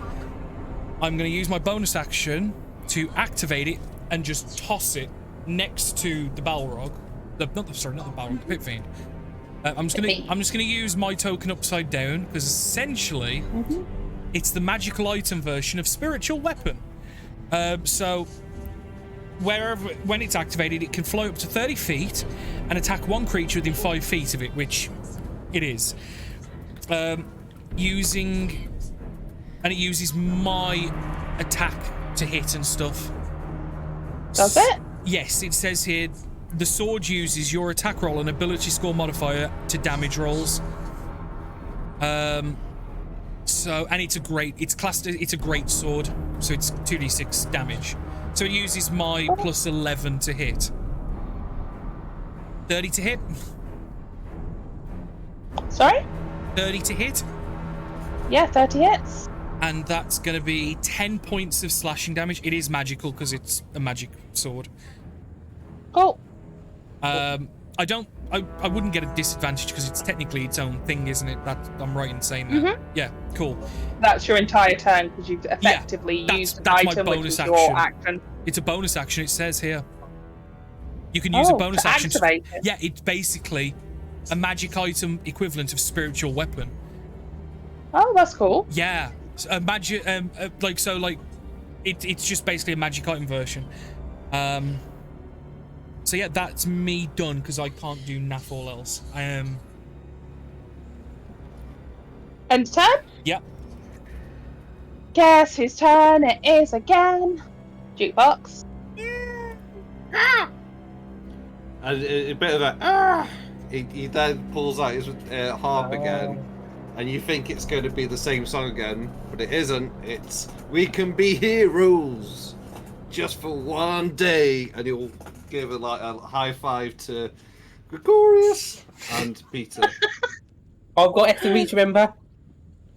He isn't targeting you, he's just targeting the two in front of him. Oh, but that's targeting. Oh, we're giving out high fives. Oh. you seem to be in combat, so he's high-fiving the two in front of him that need who are frightened. I will just quickly say as well, Rose. The sword only works for 4 attacks.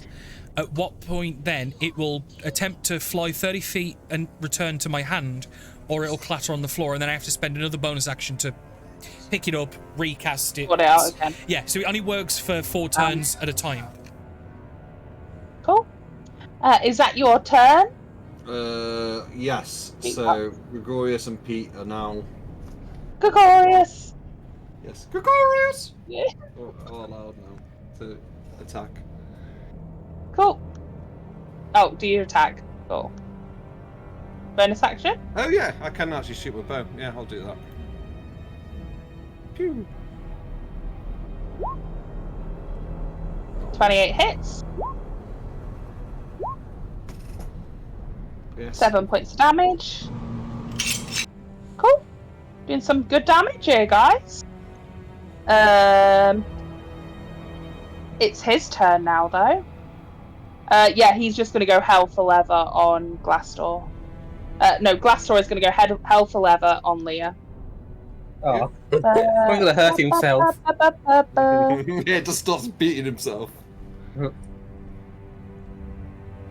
Cool. So first attack is he's going to.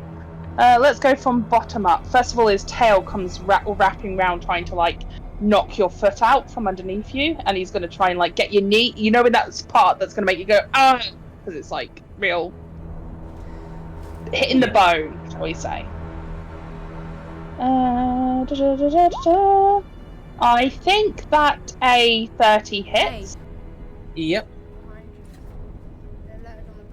He is going to do a total of 24 points of damage. Right, so this is A. Okay. His second attack, he's going to hit you with his mace that's in his right hand.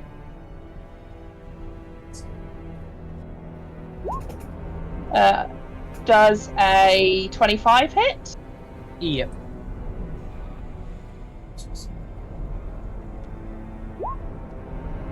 So that is another 15 points of bludgeoning damage. Slashes out with his claw.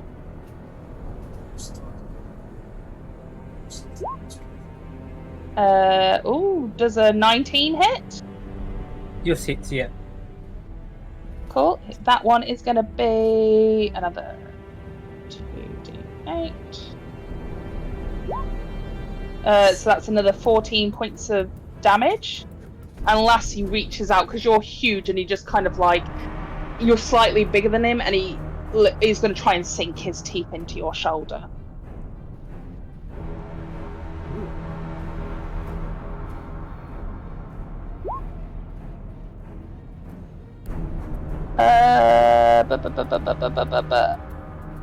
I'm guessing a 17 misses. That misses, yeah. You are very lucky, by the way, for that. Then he is going to push back and fly backwards. You can attack him if you want to. Yes, I will. He's like literally because he's up near the ceiling. And he's just Dancing going to start sword moving doesn't away. get any attack of opportunity like that. A 35 does 35. hit. That's 16 damage. Cool. But he is going to... Oh, he can fly 60 feet. Yeah, he's going to go over to the opposite side of the room. Over here. And as he kind of flies away, he's going to go, she'd want for me to play with you first. Fucking coward. And that is the end of his turn. She is dead. Leo, it's your turn. Okay, where's the thing going to do gone? Where are you? Not that one.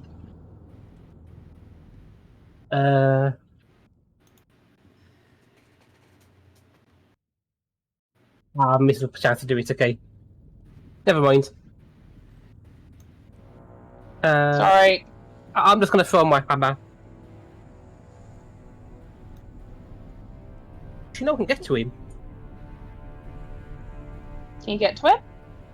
Yep, 5, 10, 15, 20, 25. Oh, he's flying, don't forget.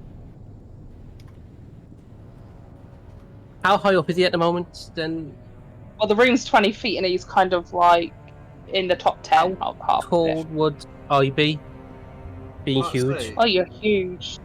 you've got how many foot reach? You should be fine. I just meant I didn't realise you'd be able to get over the other side of the room, that's all. Totally fine.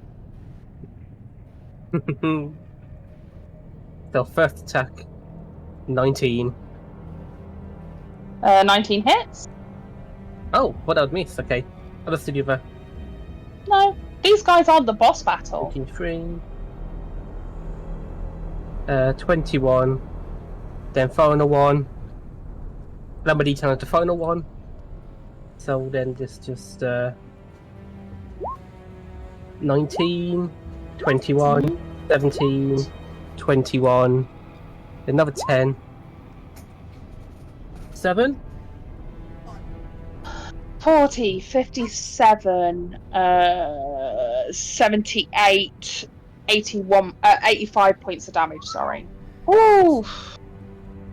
You cleave chunks into this guy. That's nice. We'll He's never still up. stop hunting you imbeciles down. Yeah, he's like spitting blood on the floor at this point. Like his teeth are Okay. like sharp and everything. He's got like a basically the blood's like coming through. Hey, And action he's surge. just staring at you. No. Oh, go on. Oh no. Why have you wasted your action surge, Liam? I got 2 of them. Oh, No, you haven't. You have. Starting Mhm. at Oh, 17.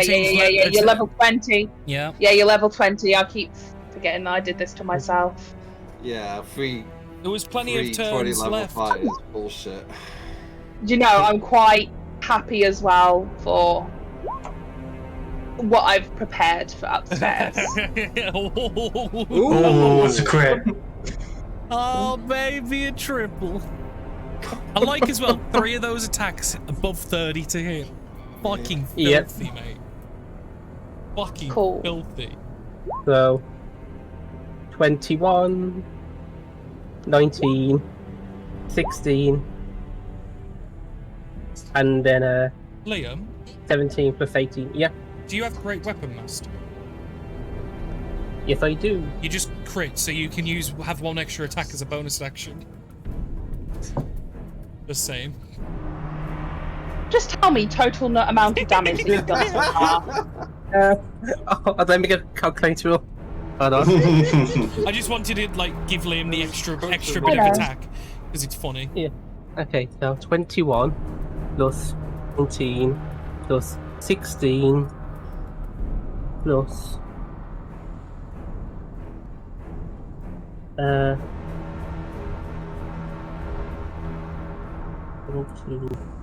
Plus 80. 91 damage. Damn. Oh, go on, do that final attack as a bonus action. Oh, Yeah, because you crit, Liam. yeah. You, as a bonus action, because a Great Weapon Master may... Because it's if you either crit or kill something. Oh, I thought he was only killing things. That's what confused No, me. it's, Okay, it's kill or crit. 27. Yeah. 16. That's 107 damage. How do you do it? Oh, damn. Yeah. He's making jam at this point. I guess we thought they're taking the mick on me a little bit to get a bit more angry and start swinging. Just keep More aim for the smashing head. Yeah. Cool. It's just like go for the head and it just works.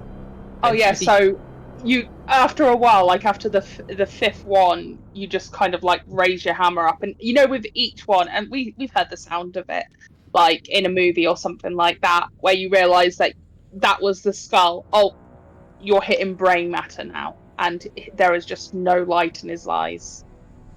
But you know you made an enemy for the rest of your life. Yeah. I mean, I think that's just 10 something minutes you'll have to long. deal with, Liam, at some point later in the future. Yeah. Cool. So it becomes quiet again. There are stairs heading up. Like I say, I forgot to put stairs on this. Only this one. They're on every other one. I just forgot Just this one, yeah. Yeah. But they seem to be heading up, and you can see like a space. So it's almost like they're here, and they head up and around to the next floor up. Is everyone okay? Do we need any healing? I'll retrieve the dancing sword. No. I'll look a little bit. We're okay, though, I think. Cool. Didn't get So you guys, hit once. you pick up your sword and begin heading up the stairs to the next floor. It's quiet up here. I'll move you across. It might as well make sense to move you over. Out of character, weren't we supposed to plant a bomb at the bottom? We're going You can do top it top down. down. We're doing 'Cause top they have to down blow up. because Yeah. if we plant the Makes one on the sense. bottom and then go up, something could It walk would've in the blown front up by door. Well, not only that, but something could walk in the front door and diffuse it or fuck with it. Welcome back, Sparrow. So we're gonna plant the one at the top and then go down. Do you know what I mean? Running them down. Yeah. They specifically said they have to blow up top to bottom. Yeah. So we're setting timers and running down, planting. Well, it was 10-minute timer, wasn't it, on the first one, and then they said that apparently the second and third would detonate via a chain reaction. So in theory, based off that, I'm assuming only one of them actually has a fuse. Because it was designed to be chain reactive. Okay.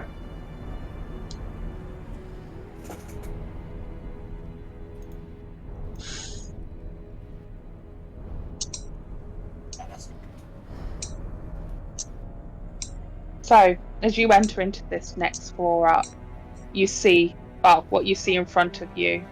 Outside of the large windows, you can see stretches of metal, black and kind of pushing up to where the dome sits above you guys. In this, across the floor, you can see this, almost like the heat is wrecking it from beneath these small, thin lines of red, dark red. Like lava has been suffused between the rocks. Do you know what I mean? Like it's still something's making it work. You see 4 pillars extending up, and above you, in the center of the room, is a dais.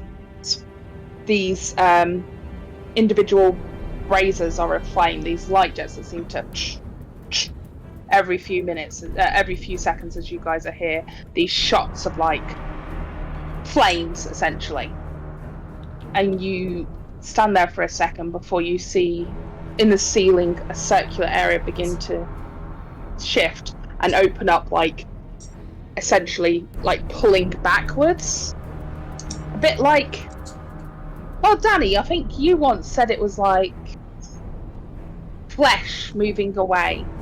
like a sphincter opening up. Yeah, because that's what I said on Baldur's Gate. Yeah. So yeah, you watch as like descending down onto this central dais is like a force field, almost a circular force field that kind of descends and stops, and upon it you see would any of you have experienced mind flayers before? Probably if they're involved in the war. I then would yeah. imagine, as a minimum, I've been briefed on them and shown pictures, maybe, or description dossiers. Yeah. So the two at the front you can see that are standing there seem to be sort of normal in nature from what you've seen, even though they look around a little bit surprised and they're kind of like cocking their heads slightly at you, these writhing massive tentacles from the mouth. There's one that seems to have almost stepped away from it a little bit. He looks ill from what you can imagine a mind flayer to be. His skin is more pallid and not as dark and deep set, like he's moving away in some sort of disconnection. He seems to be more along the stage than the two in front of you. And then this one, the one at the back, bathed in robes, you see his tentacles move, but they are sharp and jagged with their motions, not with the long seam. You know, like you almost imagine tentacles to move quite with, what's the word? Like flexibility. These are rigid movements. His face gaunt and sunken in, like some sort of death has taken him. And he just goes. So the other end goes, "What are you doing here?" You hear in your minds.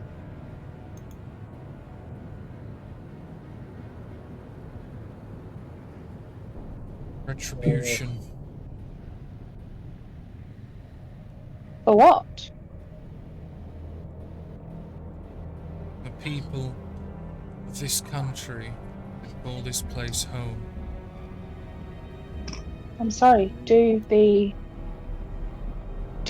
when you step on an anthill, do they come for you? Yes. Really? Ants would are try. fucking feisty fuckers. Yes, they do. They would definitely try.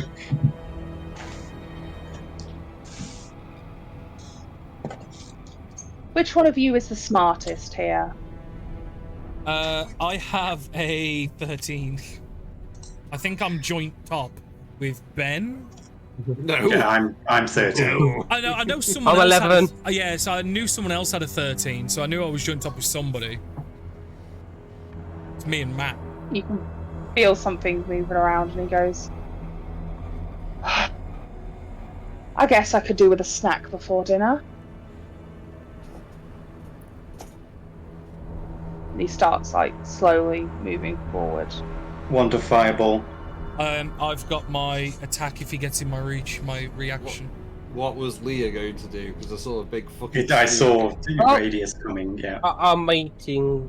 Well, can we do an attack now? All While your coming stats, in? Sparrow, can be on a scale of 3 to 20. 10 is considered Let's roll bang average. initiative at this point, Yeah, as he goes to move forward, because it feels like we're going into combat. Yeah, but no, Yeah, Sparrow. clear, 10 is, thank you. 10 is considered bang average.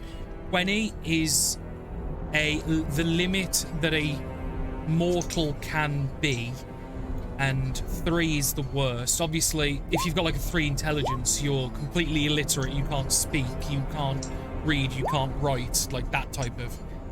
I gotta re-roll mine, but I got a 9, so hang on. There we go. So But yeah. +3. Well, there are different ways of stat generation, Sparrow. You can either roll your stats like we've done with our characters here, or there is, as per the book, a preset numbers that you just assign to your different stats. The reason why we roll is because it makes the characters a little stronger on average, and we like our characters to feel a bit more heroic, but it depends on preference of the DM at the time, do you know what I mean? We like our characters to feel a little stronger than normal. So the way it works is we roll 4d6, we re-roll 1s, and then we take the highest 3, add them together, and then that's one of the 6 stats then, and we do that 6 times.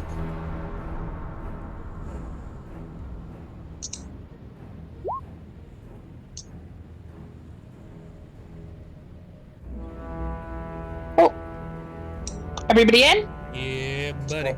Danny, do you want to put in your other one? Because you've only got a 9. I can put it in, No, actually. 9 is right. No, you rolled a 19, didn't you? Yeah, but if you look above, I rolled a 9, but then you cleared the initiative, so I had to re-roll it and then replace it. Oh, sorry, I do apologize. Yeah, no. What it was, I rolled it by accident, before you cleared. So you cleared my 9, so then I had to... that was just to put it back on the table. Sorry. No, it's fine. I mean, I'll take the 19 if you're going to give it me. It's fine. Sure? What are you doing then? No, it's totally fine. I just What are said you one of doing the then, fucking Gregorius? names. Did ya? Yeah, on the 23. Oh, funny. Funny.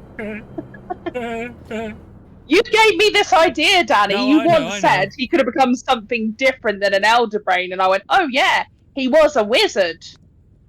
He was. Oh, he's about to die. Again. Is he? Again. So, Wand of Magic Missile. Ooh. 6 charges, so it's a level 9. Right, no, the way it works is 1 charge is your 3 standard darts. For every additional charge, you add 1 dart. Fireball. Wand of What? Fireball. Oh, shit. It's a lot then. Pulls out a So bazooka. it's a level 9 Fireball. Oh my god. Oh. Is it level 3 8d6, isn't it? Mine god. Yeah, at level 3 it's 8d6, So and then... it's 14d6. I have a question. Yeah.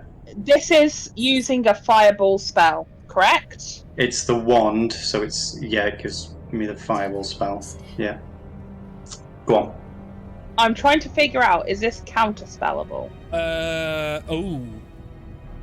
Let me have a look at how the counterspell specifies. Does it cast spells? It says a spell. It technically is a spell. So I think I believe the wand is just giving me the spell. Give me a second. I'm going to the Wand of Fireball now. Oh, it says a creature casting the spell. Oh, then if that's the case, then no. Let's look. Let's do a Google. Here you go. The wand has 7 charges. While holding it, as an action, you can expend 1 or more of its charges to cast Fireball spell. Yes, you are still casting You are casting it. Yeah. So yes, it is counterspellable because you're doing it at level 9 equivalent. Yeah. I would imagine unless he's using a level 9 counterspell slot, he would have to roll. Yeah. And I think that's how it works. Counterspell is counterspell. Oh, that makes it so much easier. What? Oh, Good night, Midnight. I hope you had a good time doing like Overwatch or let me whatever it just is you're check doing. something. Love yous. Yeah. He's gonna. The Alhoon's gonna counterspell your counterspell. Right, Liam. So my Fireball goes do through. Do you have No. counterspell? If nobody else has counterspell, it ends instantly because of the counterspell chain. Well, Effectively, the only one that Nicholas needs counterspelling Nikolai would is... still have to roll. Oh yeah, he still have to roll. But let's see. Right, I was going to do this. His plus with his spellcasting modifier would be. Is it Arcana or just spellcasting? It's your spellcast modifier, I believe. Oh, that's a 22, which I believe nixes it anyway because it's 19th level. He would have had to beat 19. Yeah, because It's 9th level because it's 10 plus. Yeah, the it's spell 10 level. plus spell level. Yeah. So I cast a 6th level counterspell, so doesn't Oh. someone have to roll to see if they Get through it. Oh yeah. If he sees you using the 6th level, he can use a 6th level if he wanted to. how would they know? But Willie though is the question. How would they know? How would you know to use your highest level? I didn't. Do you have I used other a 6th levels? level. Okay. Yes, We're gonna get I'm into using a sixth missing level. something. Let's do No, it. no, then. no, no. What I'm saying is. No. What? It, Confusion. no, you're saying that you're using a 6th level, right? Yes. To counterspell it Yeah. in order to try and stop his counterspell. But at Yes. that point, you wouldn't have known that you needed to use a 6th level. You No, just would that's have I was thought. just using a 6th level. But what I'm saying is the person who's counterspelling my counterspell. You're saying he's going to cast at 6th level, but I'm saying how would he know I'm casting at 6th level? That's what. But that's my point, though. How would have you known to use your 6th level spell slot? I didn't. I just picked 6th level. Did he use a 6th level counterspell, Nikolai? I didn't know. No, he wouldn't have. No. So Nikolai only used a 3rd level, but you said that you counted his 3rd level with a 6th level. Yes. Okay. That's fine. We're just getting into like the nitty gritty of it because, in my opinion, you wouldn't have thought to use a 6th level until after somebody else I'm counterspelled just you. confused as shit. Like, I think Ben just picked it. I don't think he knew what level Nikolai did. I picked 6 because I was like, he might not go for 9th, but it will be like it might be higher than a 3rd, but it'll be lower than a 9th. Yeah, I think he just picked Rose. I don't think he was like, I don't know. I don't know. It doesn't matter anyway. If you want to roll and we can say it goes through, but like I'm just saying, if you're going to use a higher level, call it when you do it because then it'll solve all of this messing around. Do you know what I mean? And I don't want to get into the nitty gritty of it. That's fine. Yeah. No, look, I don't want it to be an issue. It's not an issue. Yeah. Okay. Yeah. Go on, roll your damage. How much is it going to be? 14d6. It's 14d6. Well, a level 3 Jesus fireball Christ. is 8d6. You've added 6d6s to it for each level up. He rolled a. So Nikolai rolls a.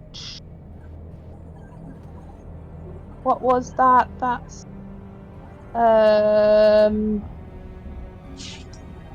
Yeah, that's a 22. The Mind Flayers. I'm going to roll them 2 as a pair, just with 1.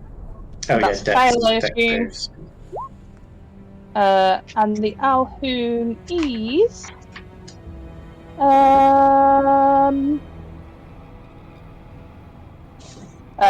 Yeah. The Alhoon's a 15. What do I have to hit? Oh. It'll be on the wand. It's 15 DC. Is it 15? Yeah. Okay. Okay, so the Mind Flayers fail, they'll take full damage. And then the other 2, some stuff will happen. Okay, rolling. Oh, well, they all technically got advantage, but never mind. Well, you can re-roll if you want, if they've got advantage. No, the Mind Flayers wouldn't have it, it's the other ones, I think. Oh no, sorry, let me do the Mind Flayers because they do, but the other ones would have succeeded anyway. Yeah, no, that's a fail. 55 points of fire damage. Mm-hmm. Cool. So 55, and 23. 55 and 23. The halves, right? Yes. Is it? No. 27. Sorry, or 28. 55. Oh. Is that the end of your turn? Yeah, that's not going to count as an attack, so there's no multi-attacks. I will move. What have I got? 30 feet. So I'm heading up there. Is anyone looking really 15, hurt 20, right now? 30. Nope, not even been touched. No, I meant just anybody generally. Not from HP. No. I've took some damage, but not too much. So got When you 200 say you're left. half, like exactly 100? Wait, what? Like exactly 100? Me. To Yeah, anyone. yeah. No, Anybody. I've lost the fifth. I've still got 20 hit points left. How much? Sorry. Got 202 You don't have to tell me. left. Bloody hell. Fine, I'll get that down. Ooh. I don't know why I was thinking in sexy gadget. I'm just checking Because you're something. about to inspect these nuts. Got him. Ooh. At the end of your turn, Yep. he is going to use a legendary action Fuck. to cast a spell. Yeah, let's use a fireball Fuck. on your friends. Everybody Oh. roll dexterity saving throws for me. Yep. Oh, everyone. Not you. You're out of it. Oh, okay. 20. Ooh. Those are all fails, Mhm. unless you got a 20. Fuck. 20 is the only one that passes. Not 20. Was it all? No, you need to get a Wait, not 20? 20. Ah. Oh, so No, so Leah Leah saves. passes. Liam passes, yeah. So, Uh, so they have a plus 12 spellcast? Fuck. yeah, do you not realise what Nikolai is? Yeah, he's the spellcaster illithid thing. I just couldn't. I don't remember them being that strong. Holy shit. Time No, has passed. he's He might have got stronger. That's fair.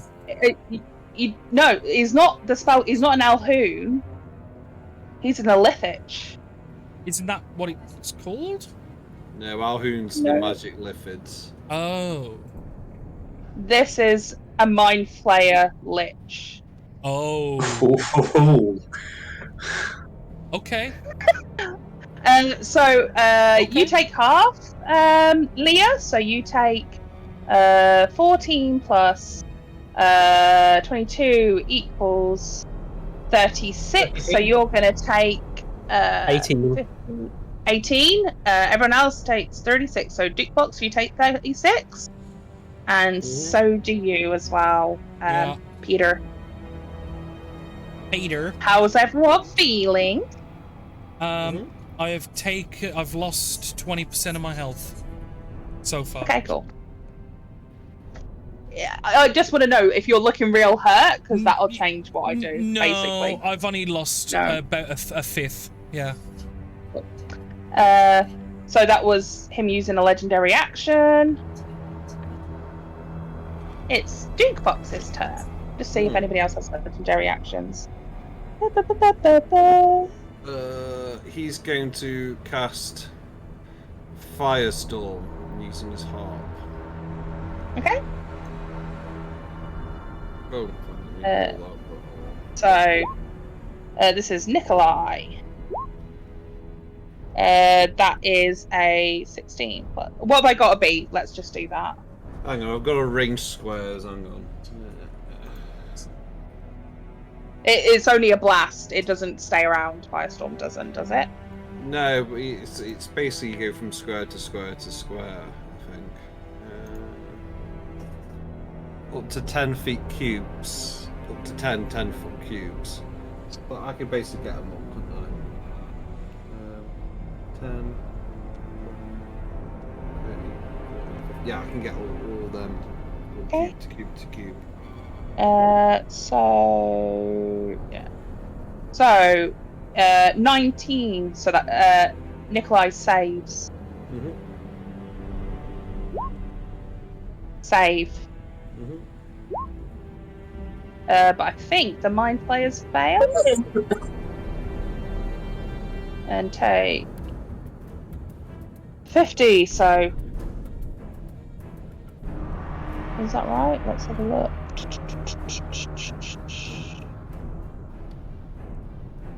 Yeah.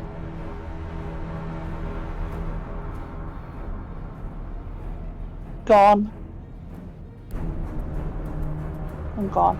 This was meant to be a really deadly, like uber deadly fight, And we're doing I might add. okay. So Sorry. No. Fine, I'll just have to learn for next Well, time. I'm under 100 hit points now, so I am concerned. I've got concern. Oh no. Oh! Is that the end of your turn? Yeah.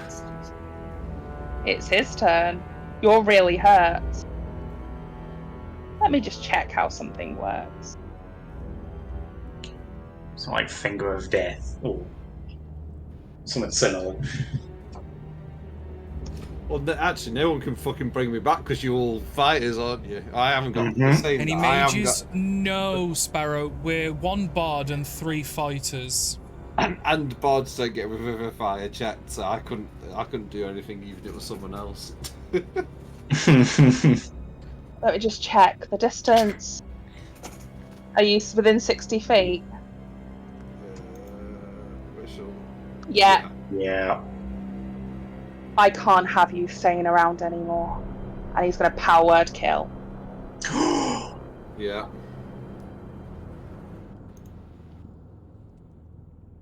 That's been a You good just session, all- guys.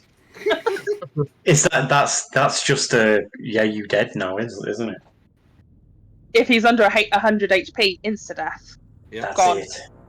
Fucking hell. Yeah. Okay. Hey, that's a healing gone.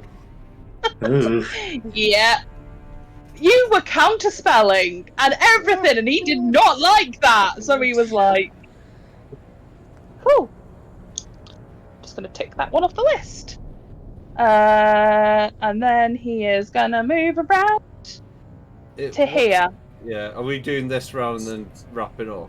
Yeah, this will be This'll the be last a round. 2-parter. Wow, for you guys. Yeah. I'm sorry, Ben. Right, I'm so sorry. No, you live by the spell, you die by the spell. It's fine. It's Things ain't his looking turn. great, Sparrow. I mean, you He had to is get at going least to- one, to be fair. Oh, yeah, I had to do it. And Like, I'm there's sorry. more It was just coming, sitting yeah. there. We all signed up for this. Let me just check something. Whoa. The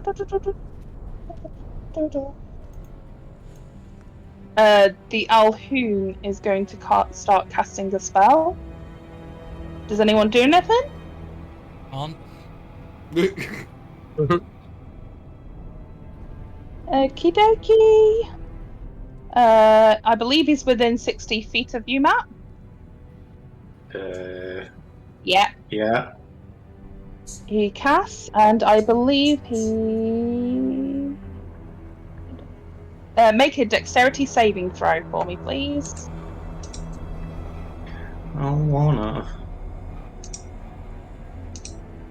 18. Wait. Let me check something.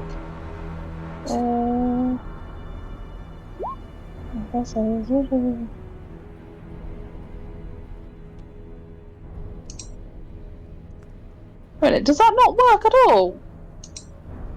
A thin on a failed save. Did I pass? Yeah, As you if I have. failed. Okay.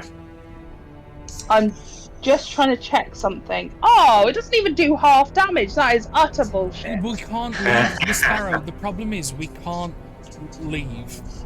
If we leave, the mission fails and his death is for nothing. If we stay and succeed, his death meant something. Yeah, we're soldiers. We're fighting to the end. Yes. To the man. Okay, so To the his last man. disintegrate doesn't work. Yeah, because it doesn't say on a failed save. It doesn't say on a successful save, right? I'm just double checking, triple checking. That's annoying. Okay, never mind. Cool. Let me just check. Do you want to know what's even worse when you think about it? That was our only caster. Yeah. Yeah. Yeah.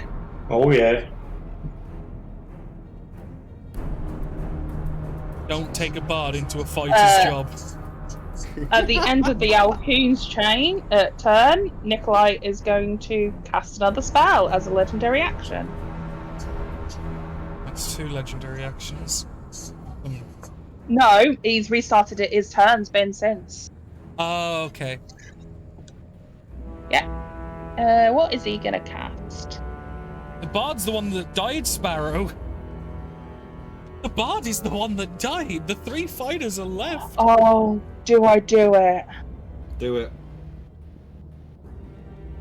Let me just double check the spell.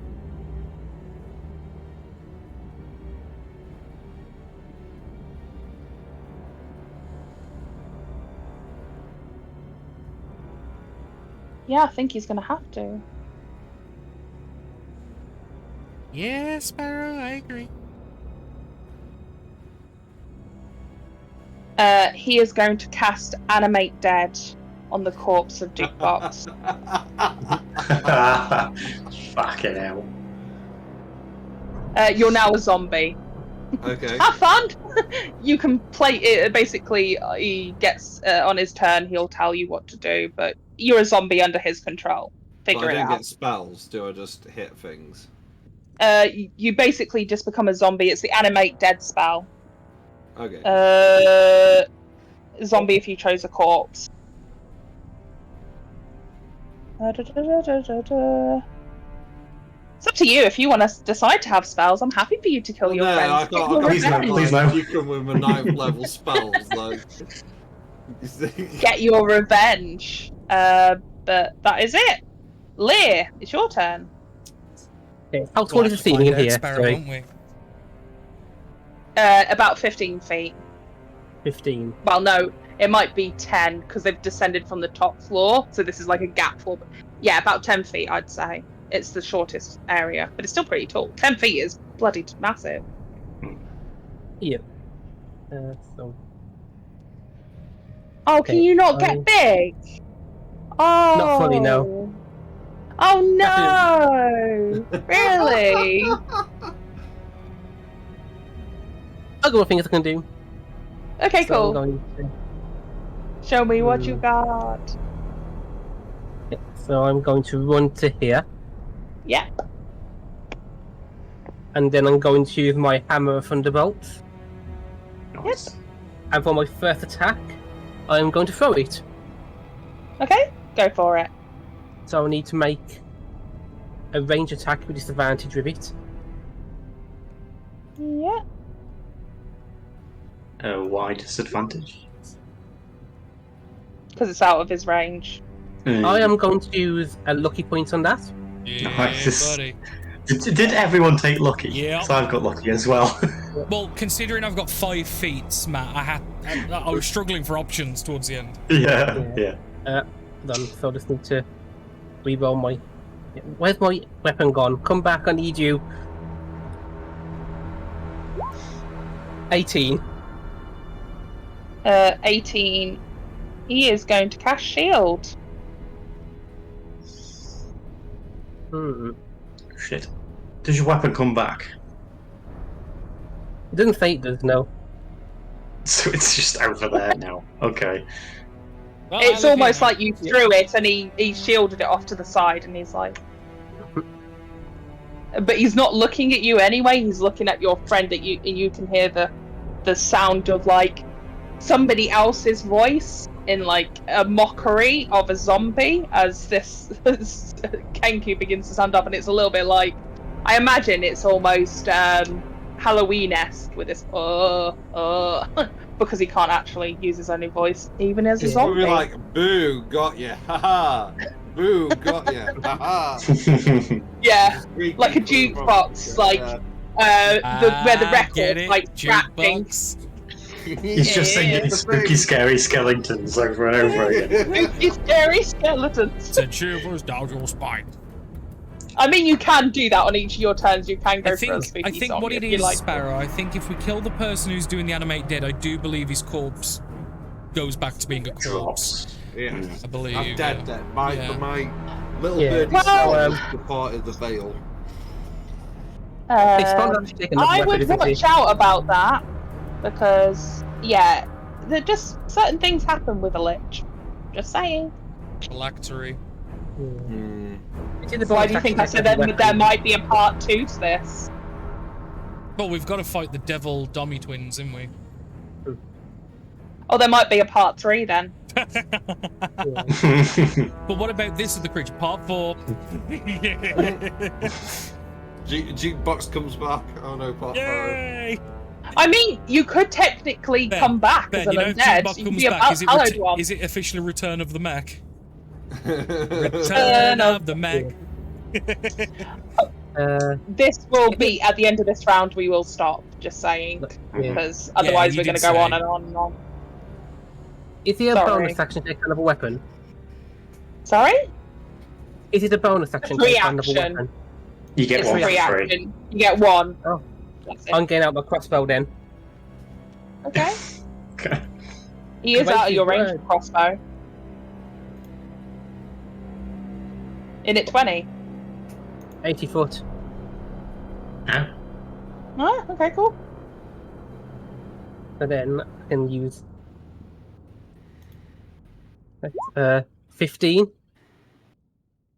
15 misses, I'm afraid. Don't forget, he's got shield up Yeah. for his entire turn. 23. So I think a 23 hits. Yes, there's 23 hits. And then Is it magical? no. Oh. Okay. 11 piercing damage. Doesn't seem to do as much damage as you hope it would.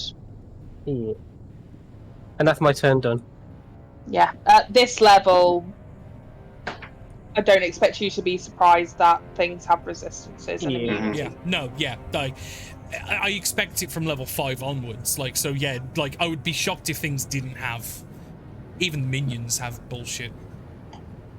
Cool. Peter! Peter! Peter! Oh, Peter. Right, so I can get to there for 30. So I'm just in range. Bonus action, I'm going to throw the dancing sword behind this mofo. Yep. I'll do the dancing swords, because is this the one that has shield up, right? No. Oh, it's the other one, okay, cool. So dancing sword bust. 20 to hit.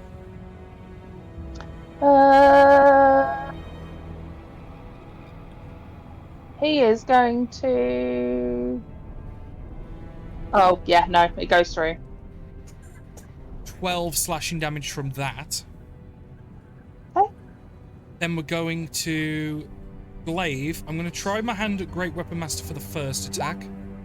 That becomes an 11, so that's a miss. Second attack, 31 down to 26. That hits. That is 15 points of damage. 25 25. points. Sorry, yeah. Yeah. Okay. Third attack. Next attack. 15? Miss. No, yeah, I figured. Last 14. one. 23. 23 hits. 24 points 24. of damage. Woo! All done? Action surge. Cool. Another 4 attacks. So, miss. 15, I believe, misses. No, 20? that hits, but he's going to use shield now. Okay. 20. 20 just hits. That's... I'm going to use Savage Attacker on that. So I'm going to reroll that 5 on the D10. So add another 2. So that is 24 damage. And then last attack of the action surge. Yeah. 24. Yep. That is 23. So play him. How long does shield last? So is it hold The his rest turn? of its turn, yeah. Okay. Yeah. Yeah, it's not don't like have to my worry about thing it. where that's for one a single attack. Shield and things last for the entire Okay, turn. I want to But double check that but, then. Yeah. but I was gonna say, but look at that motherfucker as literally just between the dancing sword kind of like staggers it as its opening attack, and it is just, you know, like have you ever seen monks when they do like that figure of 8 like spin with like the monkey staff? I'm just kind of doing that, and the blade is just like slicing each rotation, just slice, slash, slice. Just non-fucking stop until he eventually drops to a knee and then to the floor. Cool. That was filthy. And your turn? Yes. Actually, I'm just going to continue on for a minute. Just for a reason. End it off. Promise. Okay. Yeah, just keep going. That's a... Oh, Go yeah, on. no, I turned into a blender. Glorious. Yeah, Gregorius? So I can get to the shotguns. Yep. Yep.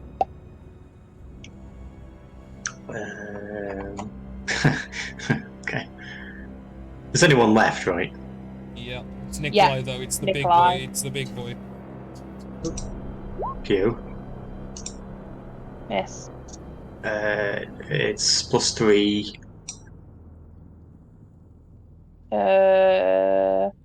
Oh, that might Yeah. just hit. That just hits 22. currently.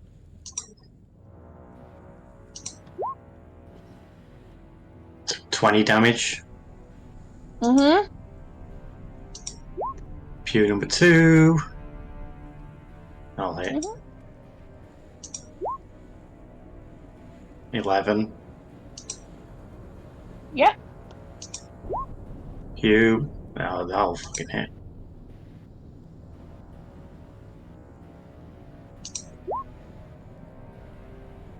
$21 damage.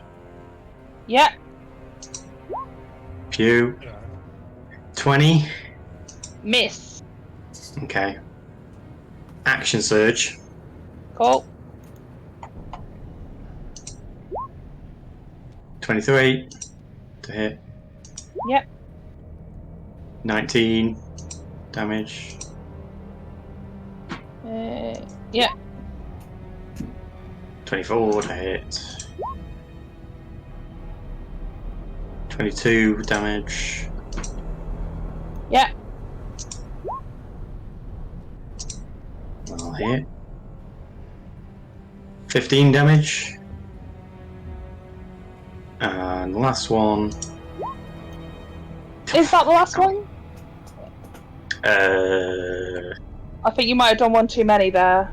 did I? Yeah. 1, 2, 3, 4, 5, 6, 7. No. Because I'm doing Okay. 8. Yeah. 12 damage. Oh god, he's so close.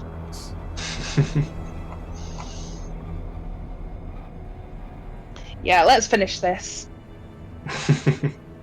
Duke Bucks. Mm-hmm.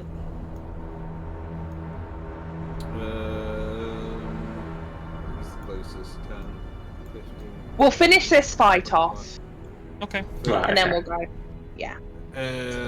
What do a zombie to stab him or what? I don't. Slam attack. Zombie. Yeah. 1d6. It's 1d20 plus 6, I believe. And then it's d6 plus like 2 damage, bludgeoning. Because what we can do is we can almost like unless you wrap use up what's theirs, happened unless today. you use your own stats. I don't know. Yeah, 24. No. That hits. Causes like, what is it? +4, so 10 points of damage. Because this will also give an opportunity for us to wrap it up at the beginning of the next turn, so that like the next session, so that Ben can have a character back in again, because we can go through everything that's left. End of your turn? Yeah. Cool. Nikolai casts plane shift on himself and out. Son of a bitch. He was so close. Like, I rolled for everybody today, and literally, yeah. Well, no, I tell a lie. I didn't roll. I just went for the max available for each of them. But he was very, very, very close. Well, it had to be a tough fight. You guys were level 20. Like, yeah. Oh, okay. That's Another round, he would have gone. yeah. Another person's turn. Easy. Out. Like, literally, that's why I was like, we'll finish it off. But yeah, Hey, next Lilith. time we'll see if you guys succeed and what happens next. Yeah. Damn. Do you want to do this same time next week? Like, as in Sunday again? Or do you want to do a different day? Because, obviously, Sunday's more ideal for Baldur's Gate.